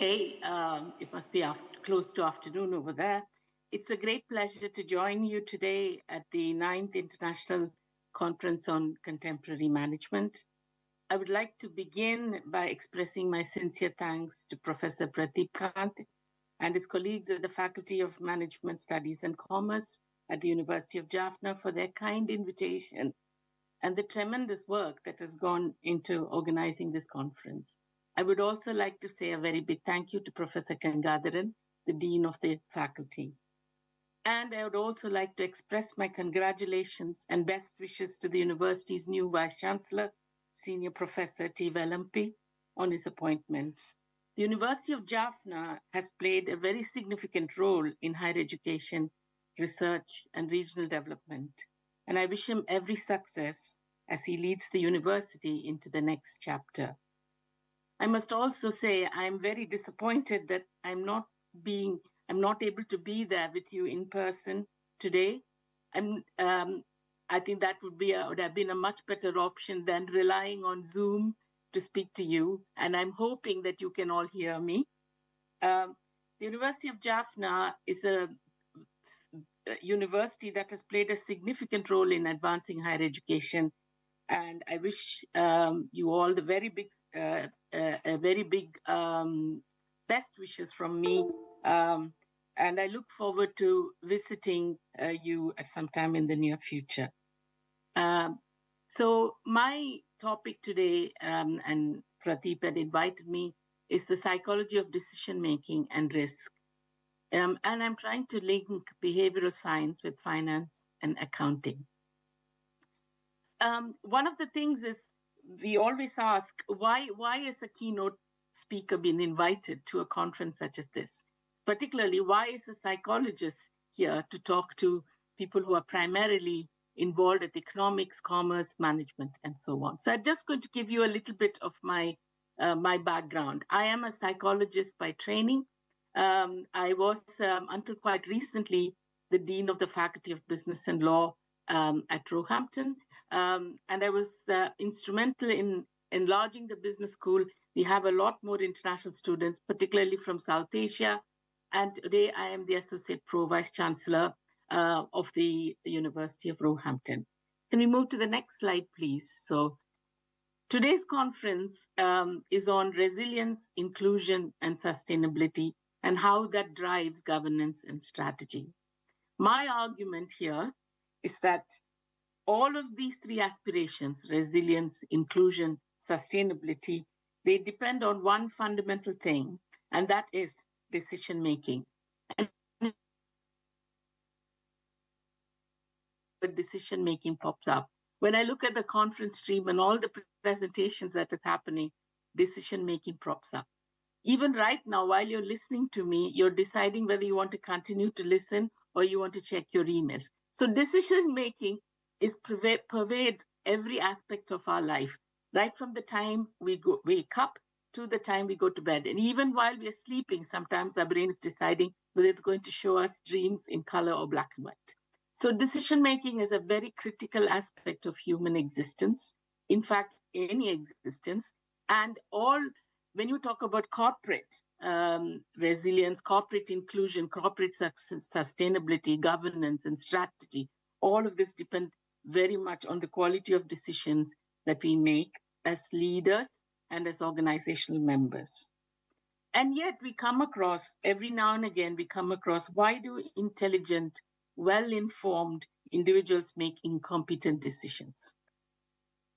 We often assume that if people possess sufficient information, if they would provide us with good decisions. Yes, yet you see corporate failures, governance scandals, financial crisis repeatedly demonstrate that this is not always the case. The issue is actually not really the lack of information. It's more to do with how information is interpreted, how it's evaluated, and how it is acted upon. Over the last 2 decades, my research has explored risk perception, personality, decision-making, and across these studies, one finding has consistently emerged. People do not respond to objective reality alone. They respond to how they perceive reality. So decision-making matters because resilience, inclusion, sustainability, governance, strategy, all depend on one thing, good decision quality. Can we move to slide 3? I think yes. So now I'm taking you into something that you're all familiar as students of economics. So we're just going to rehearse this. So the traditional assumption is the rational economic actor model, and that has been challenged over the years. Okay, so let's go back to the rational model or the rational actor model. We assume that we will be as rational as possible. We will operate with complete information, and we have the utility maximization theory. Okay. And then we had 2 seminal papers that won the Nobel Prize for Economics, and that talked about bounded rationality. And again, all of us know about bounded rationality. I'm not going to assume you don't, but I'm just going to kind of rehearse this a bit with you so that to place what I'm going to deliver as my keynote in context. So we have Simon, who came up with the theory of bounded rationality in 1955, 1957, long time ago, even before I was born.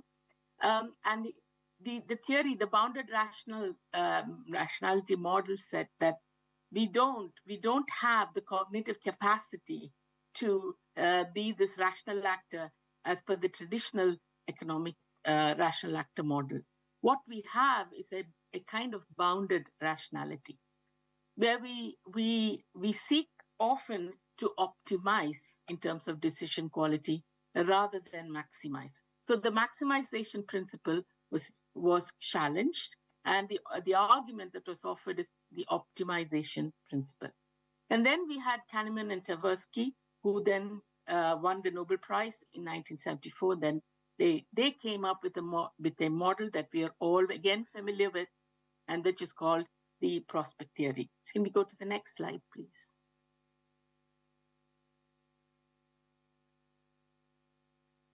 So here is the prospect theory, and I'm going to sort of present the prospect theory to you. When the prospect theory was devised, the prospect theory talked about Asian flu, a symptom very similar to COVID. But what I have done here is that I'm using a model that is being more frequently used in management literature, which is a gamble.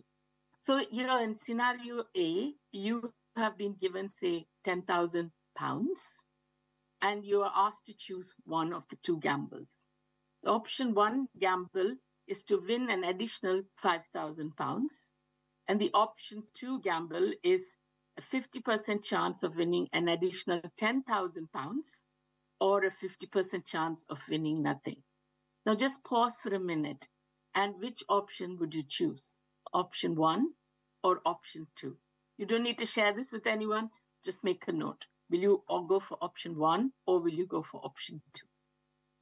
We move to the next slide, please. Okay, then you have the same option, the scenario presented to you again. This is scenario B. You have been given 20,000 and you choose one. Okay, option 1, you lose 5,000. Option 2, you have 50% chance of losing 10,000 or 50% chance of losing nothing. Which option would you choose?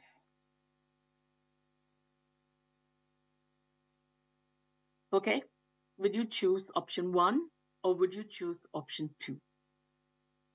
Okay, now I'm going to ask the organizers to move me back to the previous slide, which is scenario A. Yes, you see here, this is what we call as the gain frame. Okay, and in the gain frame, most people, they would choose option 1. Okay, so which is the safe option, and they would not take option 2. You might be an exception, but most people would take option 1. And then move to the next slide now. In scenario B, which we call as the risky frame, most people would choose option 2.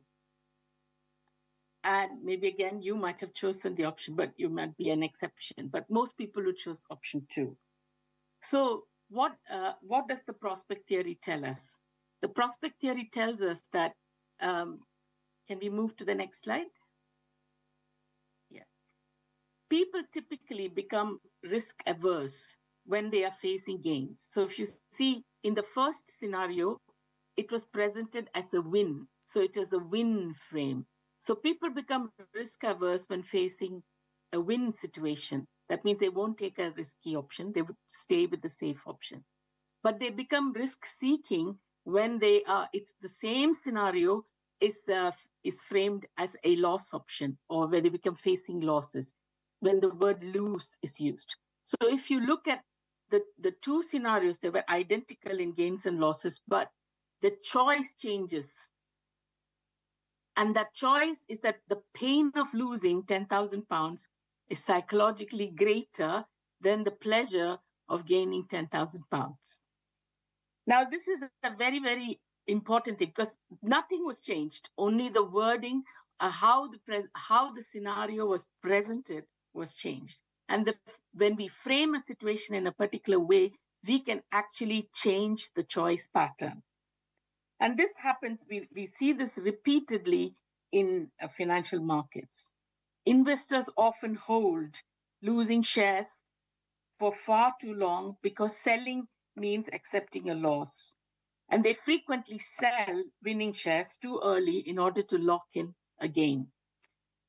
So the fact that, we talk about sunk cost effect, and literature suggests that we lose our ability to manage sunk costs as we get older, and as a result of it, sometimes we see heuristics that operate, which are called escalation of commitment. So we just think that luck is going to turn and we're going to make a gain at some point, so we just hold on and we lose. So So prospect theory is when I started my PhD research many years ago, I was very influenced by the prospect theory. And I said, there is a role for psychology here, that how we make investment decisions, how we optimize, how do we manage our financial strategy, how do we manage organization, all depends on how things are framed, how we understand things, how we cognitively process information that isn't presented to us. So this is a big warning signal. And I became very interested then in how people take risks, how people organizationally operate risks, and whether risk seeking is something that is domain variant, or is it, if you're a risk seeker, are you a risk seeker across all domains, or are you a risk seeker in organizational context, but not a risk seeker in personal context. So let's look at the next slide, which is behavioral perspective. Just to kind of summarize, okay, people construct and frame cognitive representations of uncertainty rather than responding to objective information alone. One, in my research, I found that people are not consistently risk-seeking or risk-averse across different domains. You can be very, very risk-averse in personal investment, but can be quite risk-seeking in social domains. So you might have somebody who takes risks in health domain, but very, very conservative in ethical domains. So you have different types of domains in which risk-seeking can vary. And I used to find this quite interesting because I used to see job adverts many years ago where they said, we're looking for somebody who is a risk seeker, but in what context? Okay, so there can be domain variance in how we frame risks, how we understand risks, and how we take risks and how we make decisions. Now, why is this domain variance happening? And this domain variance happens because we have within our mind and our brains, we have what we call as cognitive filters. We filter out certain information because the brain needs to respond very, very quickly to information and to stimuli around us. And so we use what are called cognitive shortcuts in order to process this vast amount of information that is being chucked at us. And now, even with the advance of technology, we have multiple sources of information flinging at us from all sorts of directions. We are sort of resisting the temptation to scroll. You know, we have Instagram with so much information coming at us. We have LinkedIn. So we have social media. We have people talking to us and so on. So there's so much. How does the brain process all of this at such an alarming and so quickly? And it does that through what we call as shortcuts. We call them as heuristics. We use shortcuts. And when we use shortcuts, we have not only the good thing about shortcuts is that we are able to process information very quickly, but the bad thing about shortcuts is sometimes it brings in what is called bias. So sometimes there are biases that are operating in our cognitive processing that can make us look at the information differently. And I just showed you a demonstration of that. If I frame something positively, right, you will be risk averse. If I frame something negatively, I can easily influence you to take a risk. So these are what we call as cognitive filters. Now, how do these cognitive filters operate? Does it operate uniformly across all of us? No, it doesn't, because we have what are called individual differences. And what are these individual differences? Let's go to the next slide to understand that. Can we move to the next slide, please? Thank you. So why do people who are exposed to identical risks make different choices? So when I showed you the prospect theory example, I said that you might have, generally people would do this, but maybe you didn't. Okay, so there are people who are exposed to identical risk frames can make different choices. And why does that happen? It happens because we have personality differences. We have differences in how we perceive risk because of how we were, our previous experiences, our socialization experiences, our cultural backgrounds, and so on. And so this personality and our risk perceptions as a consequence of our risk attitudes, they are mediated by our perceived costs and benefits. And if you look at risk, there's always a cost and there's always a benefit. We wouldn't take risks if there were no benefits. While we always frame risks as costs, we have to realize that if it was only costs, we wouldn't take that risk. There are benefits. So perceived costs and benefits mediate our personality and our risk attitudes. So risk management in organizations can therefore become a psychological challenge. I always look at risk management models with a little bit of skepticism because it says, oh, mark this green, red, amber. How do you decide whether it's red? How do you decide if it's amber? How do you decide if it's green? Oh, we rely on information. But how do you know that the information that you're receiving you're processing it like how the information was intended to be processed. You don't know. So it's very interesting that risk management is not a tool that is going to give you a solution or the panacea to a lot of the problems that we face in organizations. Can we move to the next slide, please? So that brings us to the next aspect of my keynote, which is, yes, so Sunita has said that the rational actor model is challenged. There is bounded rationality operating.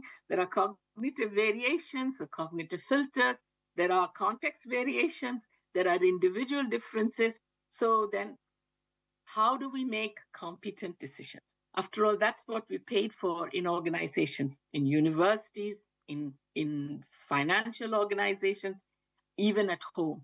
We are expected to make competent decisions. And why do some individuals consistently make better decisions than others? And here is what my research found.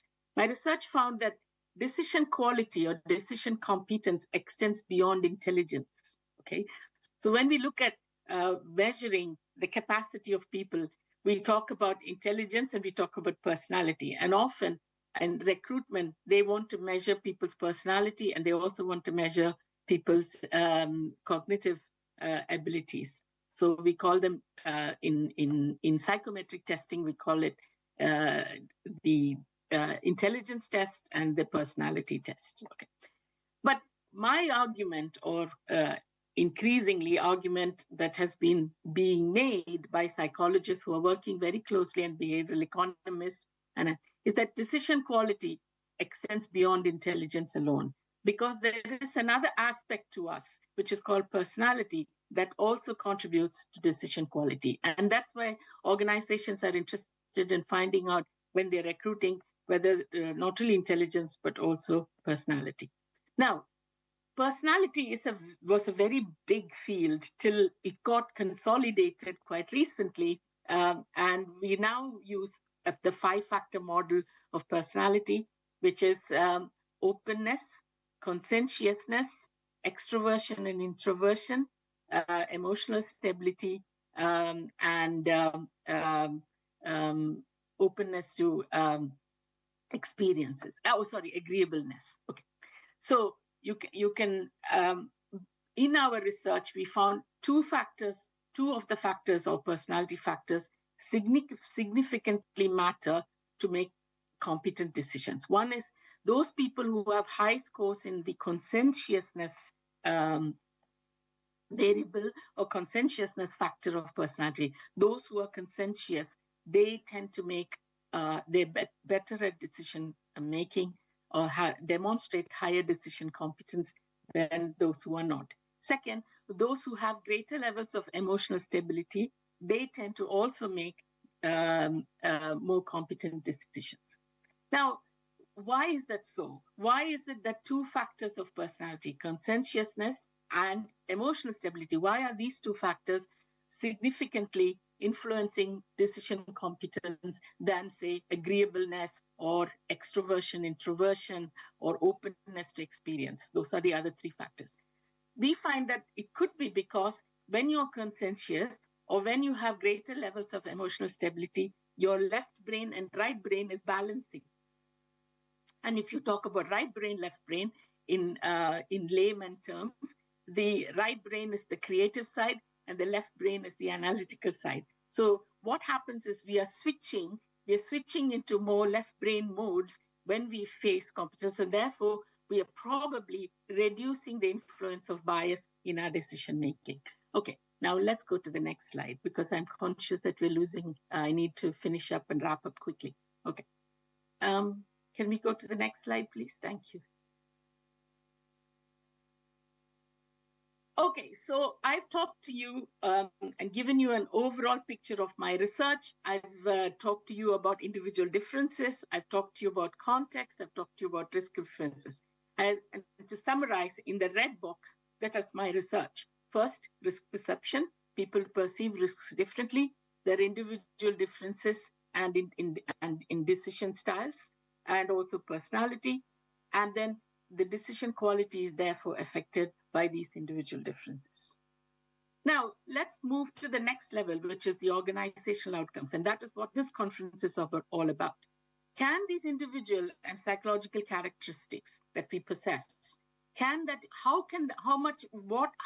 what level can it influence organizational outcomes? So that was the next part, or the next part of my keynote, as well as that is the next part of my research agenda or the research progress. Can I move to the next slide, please? Okay, so I'm going to give you one paper that we wrote on how individual differences can actually influence organizational outcomes. And this paper was published in 2021. And here in this paper, we used the Hambrick and Mason paper, which was published in 1984, a seminal paper where the argument was made that organizations are actually reflections of their senior managers. And I don't know if you've noticed, every organization, you can see the influence of the C-suite. The C-suite influences an organization. So when a senior C-suite changes, the organization looks different. So organization, in my mind, are organic living things. They are born, they live, and they die. And the C-suite is like the brain. And the C-suite actually makes the organization behave in certain ways. And this is the Hambrick model. This is called the upper echelon theory.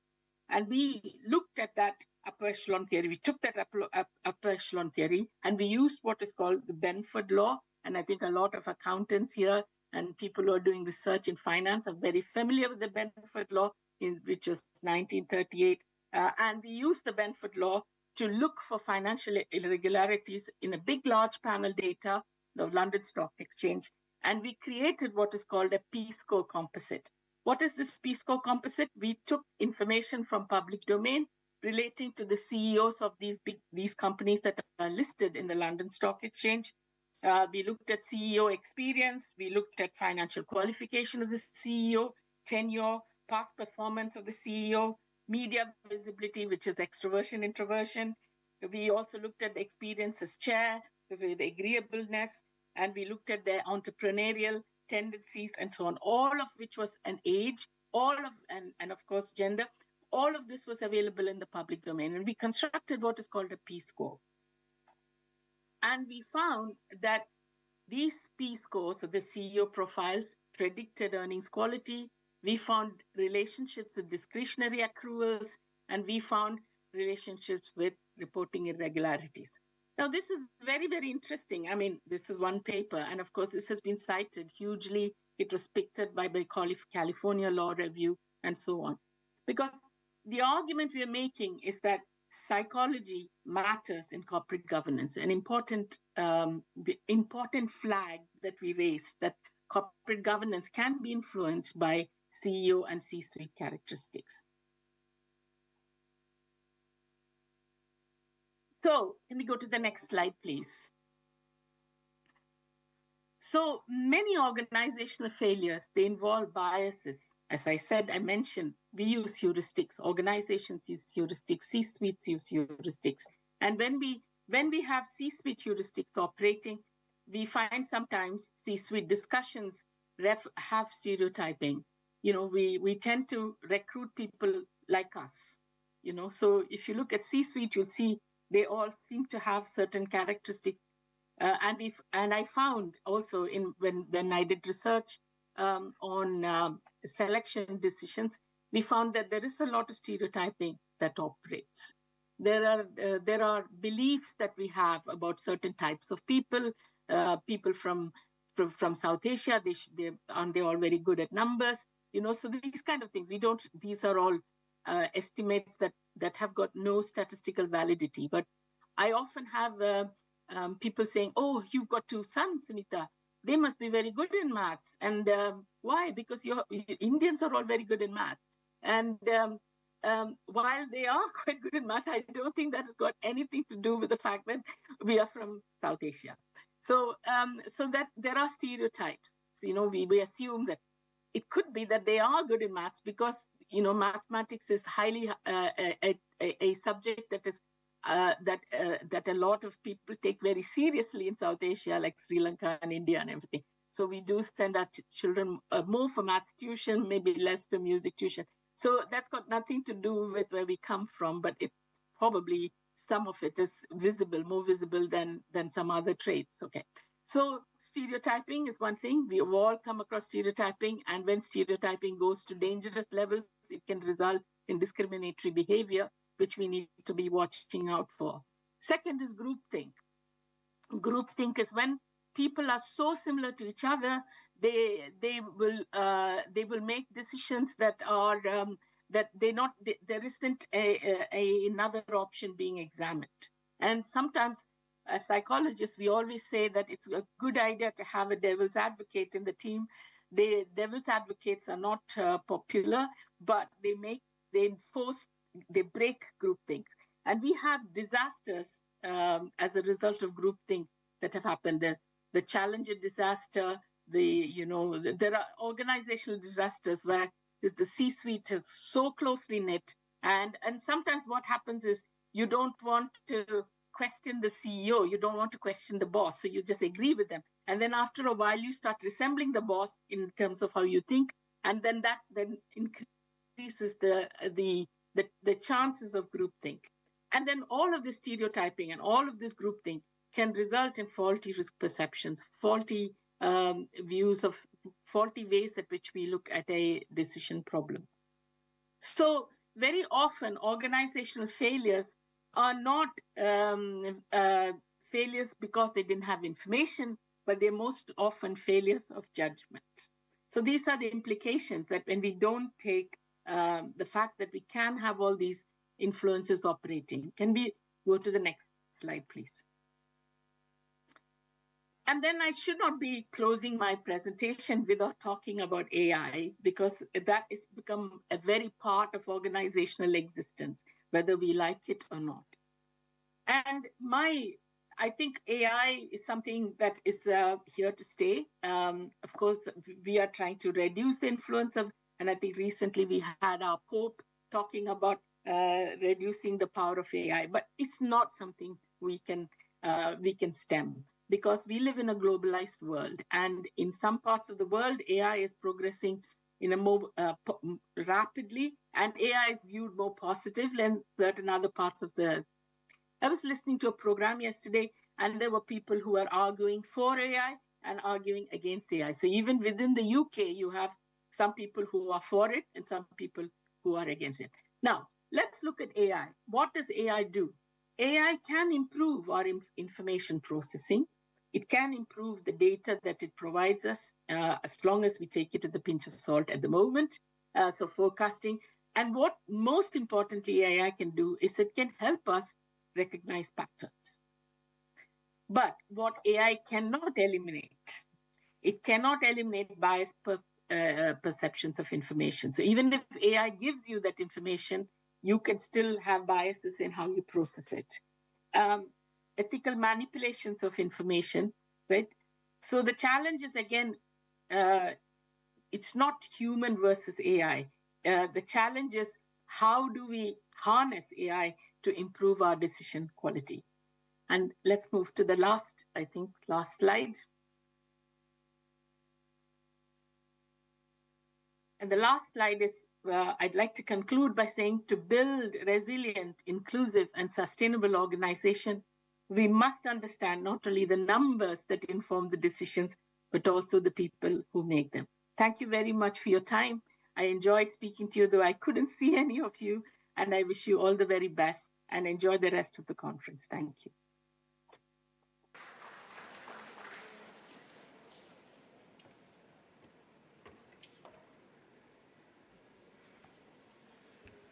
Thank you very much, Professor, for that insightful address. Your thought-provoking presentation on the intersection of psychology, decision-making, risk, finance, has provided us with valuable perspectives on human behavior, influences organizational and financial outcomes. Once again, thank you for sharing your expertise, thoughts, and perspectives at the ICCM 2026. Ladies and gentlemen, our next session focuses on an increasingly important topic in contemporary research. Joining us via Zoom, it is my pleasure to invite Ms. Sankita Menon, Regional Publishing Manager at Emerald Publishing, to deliver her presentation on real impact and equity in research. Thank you.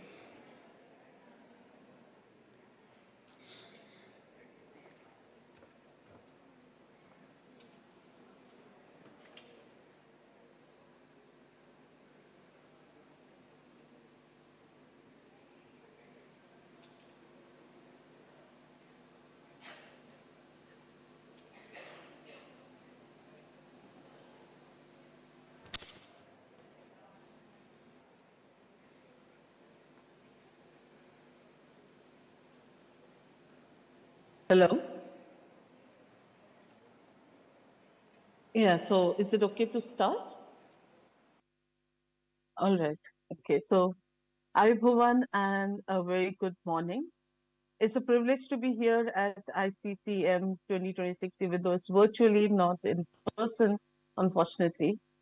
My sincere thanks to the leadership team of the university and to the organizing committee of the conference, particularly Professor Pradeep Kant, Dr. Vaikunta Savan, and Mr. Bala Puthiran for bringing this conference together. Sri Lanka is a region I have had the opportunity to engage with through my work of nearly 2 decades. And I've always been inspired by the strength and resilience of its academic community. So it's an honor to be a part of this conversation today. In my role across South Asia, I've had the opportunity to work closely with researchers navigating both global expectations and local realities.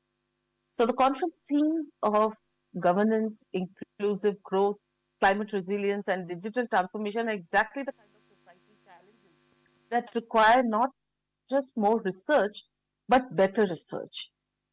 As someone representing Emerald Publishing, scholarly publisher, I wanted to focus on 2 questions. First is, what does real impact in research really mean today? Second is, how do we build equity into the research system so that impactful knowledge can emerge from all regions, including Sri Lanka? And my core argument is very simple. Real impact and equity are not separate agendas. They are deeply connected. Research cannot create real-world change if it excludes voices, underrepresents local contexts, or measures success only through citations and ranking. And therefore, impact without equity is incomplete, and equity without impact is invisible. At Emerald, real impact means the provable effects of research in the real world. So traditional systems reward where research is published. And real impact asks what that research actually does after publication. And that's an important distinction. It's not anti-citation, but it goes beyond citations. It asks whether research contributes to visible change in the society, economy, environment, or policy. For instance, a highly cited paper may shape academic debate, but a less cited study may directly influence policy, business decisions, or community outcomes. To support real impact in research, Emerald has invested in resources that help researchers understand impact, plan for impact, and build stronger impact cultures in the institutions. And this matters especially in management and social sciences fields, where influence often travels through practice, policy, and public discourse rather than only through journal citations. So there is a genuine need to help researchers prove their work in making meaningful difference. Like I mentioned before, it goes beyond citations and other established scholarly metrics. What academia usually talks about when discussing impact actually falls short of real world change. So there is influence, which is your academic measures like citations, attention, which is your mainstream or social media mentions, and true impact, which is public, industry, and policy engagement, through which research can contribute to a real change in practice or behaviors.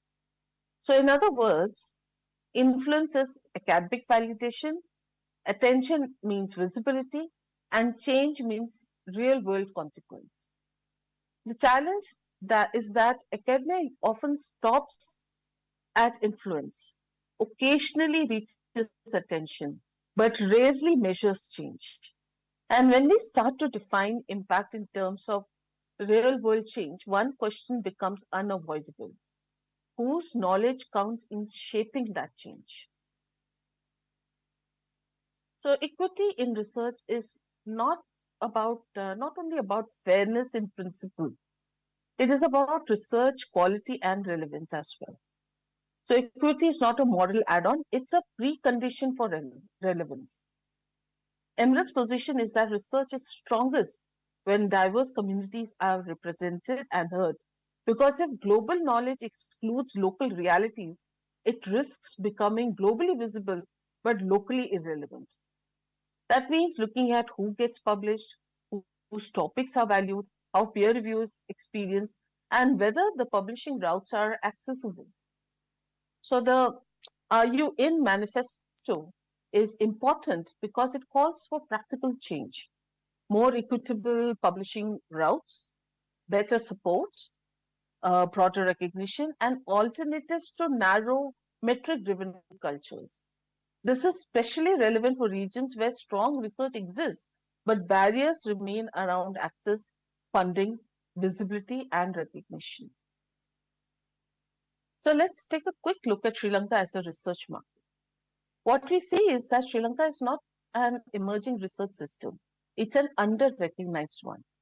The Scopus-based picture is actually quite encouraging. So according to Scopus data for 2019 to 2023, Sri Lanka produced approximately 18,936 scholarly outputs and achieved a field-weighted citation impact of 1.27. This indicates that Sri Lankan research was cited 27% more frequently than the global average after adjusting for differences in disciplines, publication types, and publication types and publication years. FWCI above world average signals not just productivity, but quality and relevance in global conversations.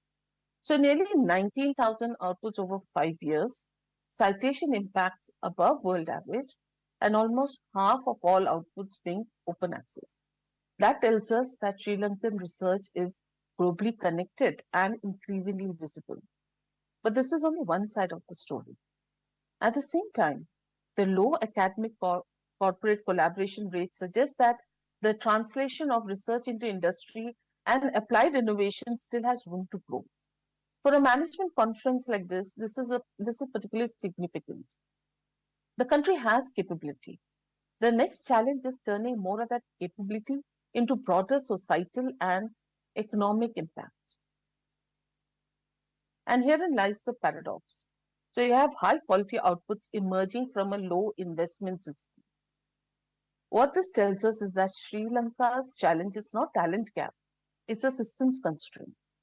So R&D spending remains very low, and researchers work within systems shaped by limited funds, infrastructure constraints, and heavy teaching loads. When the system is under pressure, the ability to pursue ambitious, interdisciplinary, policy-relevant research becomes much harder. So equity in this context means reducing those barriers. Reducing those barriers like access barriers, funding barriers, language barriers, and visibility barriers. And this is where equity moves from principle to practice. This is why publisher support matters. Publisher support cannot replace national investments, but it can remove friction and expand opportunities for authors. So when I talk to authors in markets like Sri Lanka, they don't ask where to publish. They ask how to navigate the journey successfully. So within Emerald, support works on 3 levels.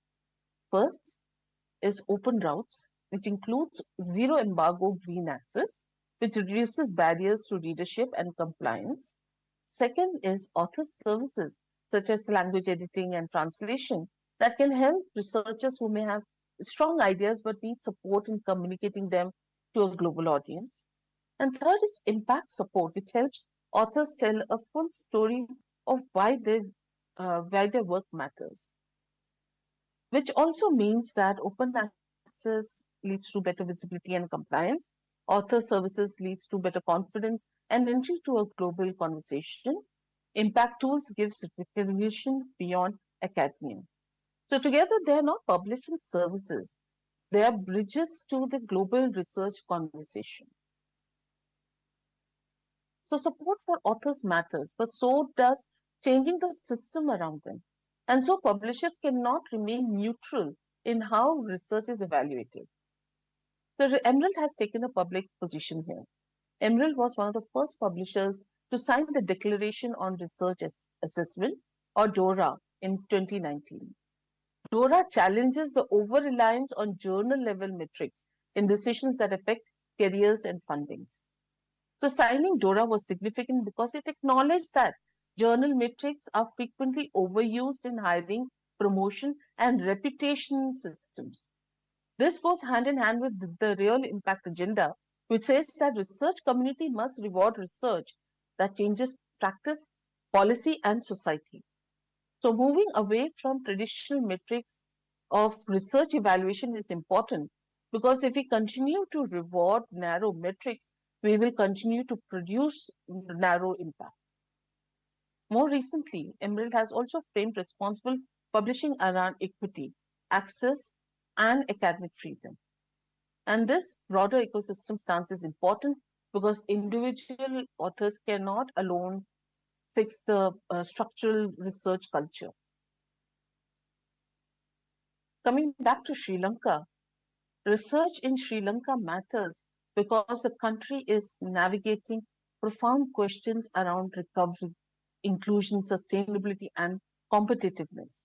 So Sri Lanka is not short of important questions, it is surrounded by them. So in that context, real impact is not abstract.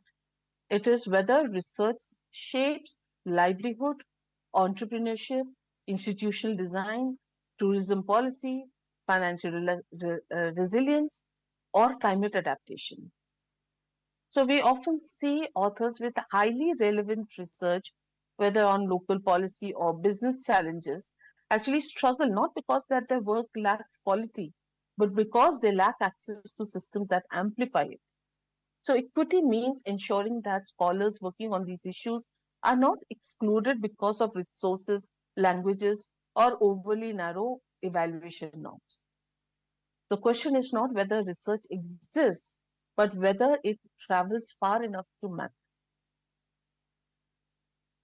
So I would like to close with 3 questions for the audiences to consider when they come across any research. What changed because of this research? Who had the opportunity to contribute and be heard? And how do we ensure that rigor and relevance move together rather than apart? If we leave this conference asking these questions more seriously than when we arrived, then this conversation has already created impact. It will strengthen a research culture that is both impactful and equitable.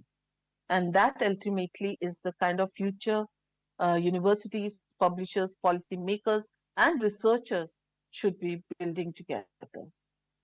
With that, I thank you all for your time and attention and for hearing me speak today, and wish you all the best for the conference that lies ahead. Thank you.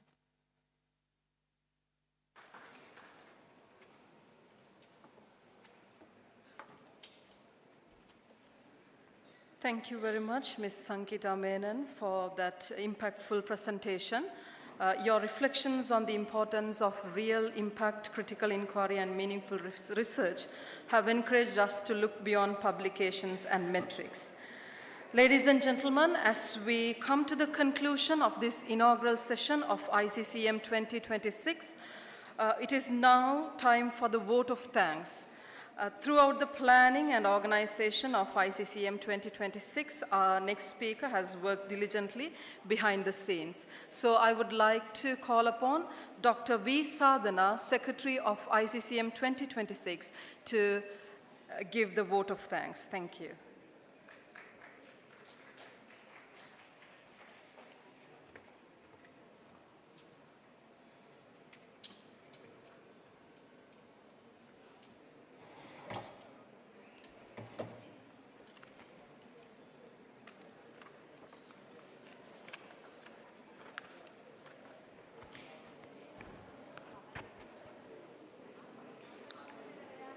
Good morning, everyone. What an incredible, intellectually stimulating day it has been. As we approach the conclusion of this spectacular inaugural session, it's my absolute privilege and honor to propose the vote of thanks for International Conference on Contemporary Management 2026. First and foremost, we extend our deep gratitude to our chief guest, Senior Professor T.Vel Nambi, Vice Chancellor, University of Jaffna. Sir, thank you for joining us virtually today and for blessing words. I would like to extend our sincere appreciation to Professor N. Pradeepa Raja, Acting Vice Chancellor, Dean Faculty of Art, University of Jaffna, Sri Lanka, for gracing this occasion with your presence and support. We are also honored by the presence of the former Vice Chancellors of the University of Jaffna. Our sincere gratitude goes to them for gracing ICCM 2026 with their presence.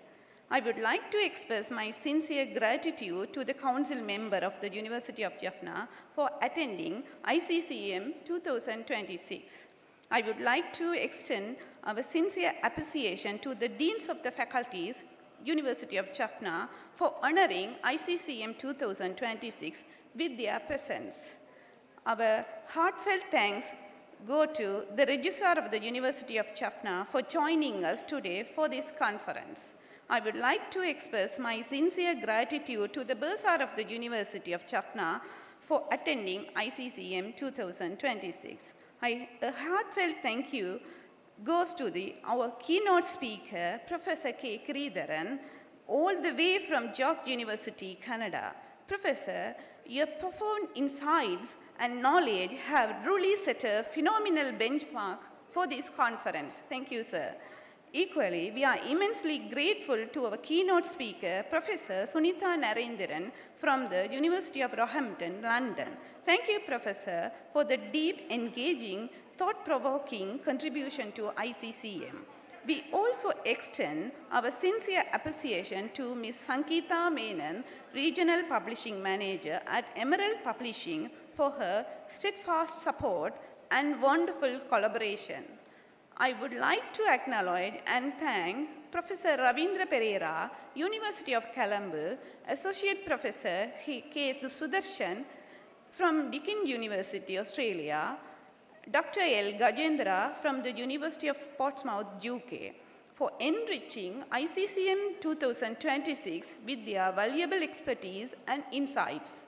Behind every successful academic endeavor is a pillar of strength. We express our deep gratitude to Professor N. Kankadaran, Dean Faculty of Management Studies and Commerce, for his continuous encouragement and visionary leadership.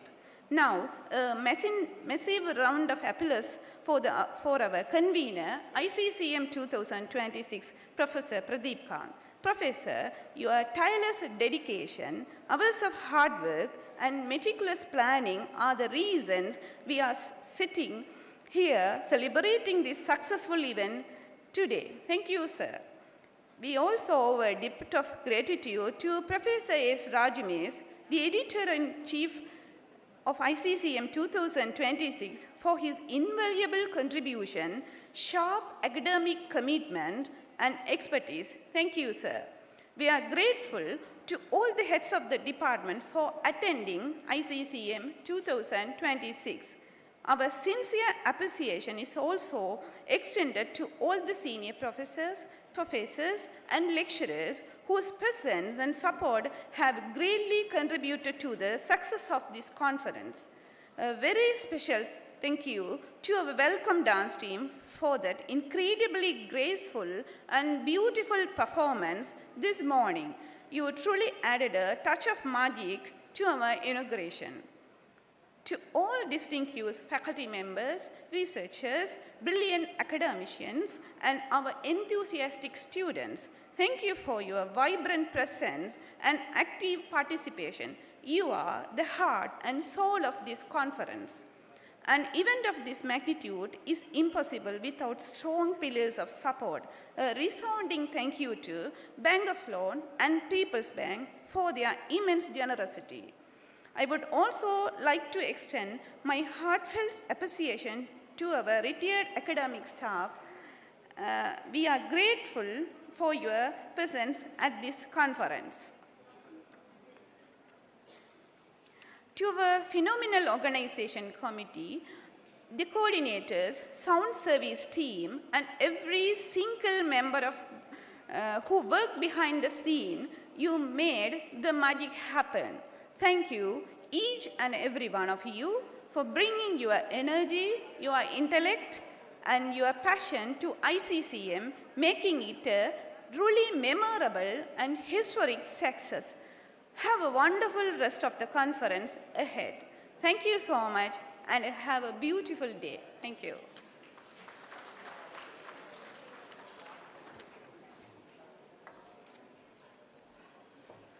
Ladies and gentlemen, this brings the inaugural session of ICCM 2026 to a successful conclusion. On behalf of the Faculty of Management Studies and Commerce, I extend my sincere thanks to all who have gathered here. Thank you for being a part of ICCM 2026. Ladies and gentlemen, we will now break for lunch, and the lunch will be served at the canteen of the faculty, and the technical sessions will commence at 1 p.m. We look forward to welcoming you back here at 6 p.m. this evening for the cultural program, and that will be followed by fellowship dinner. Thank you so much, and God bless you all.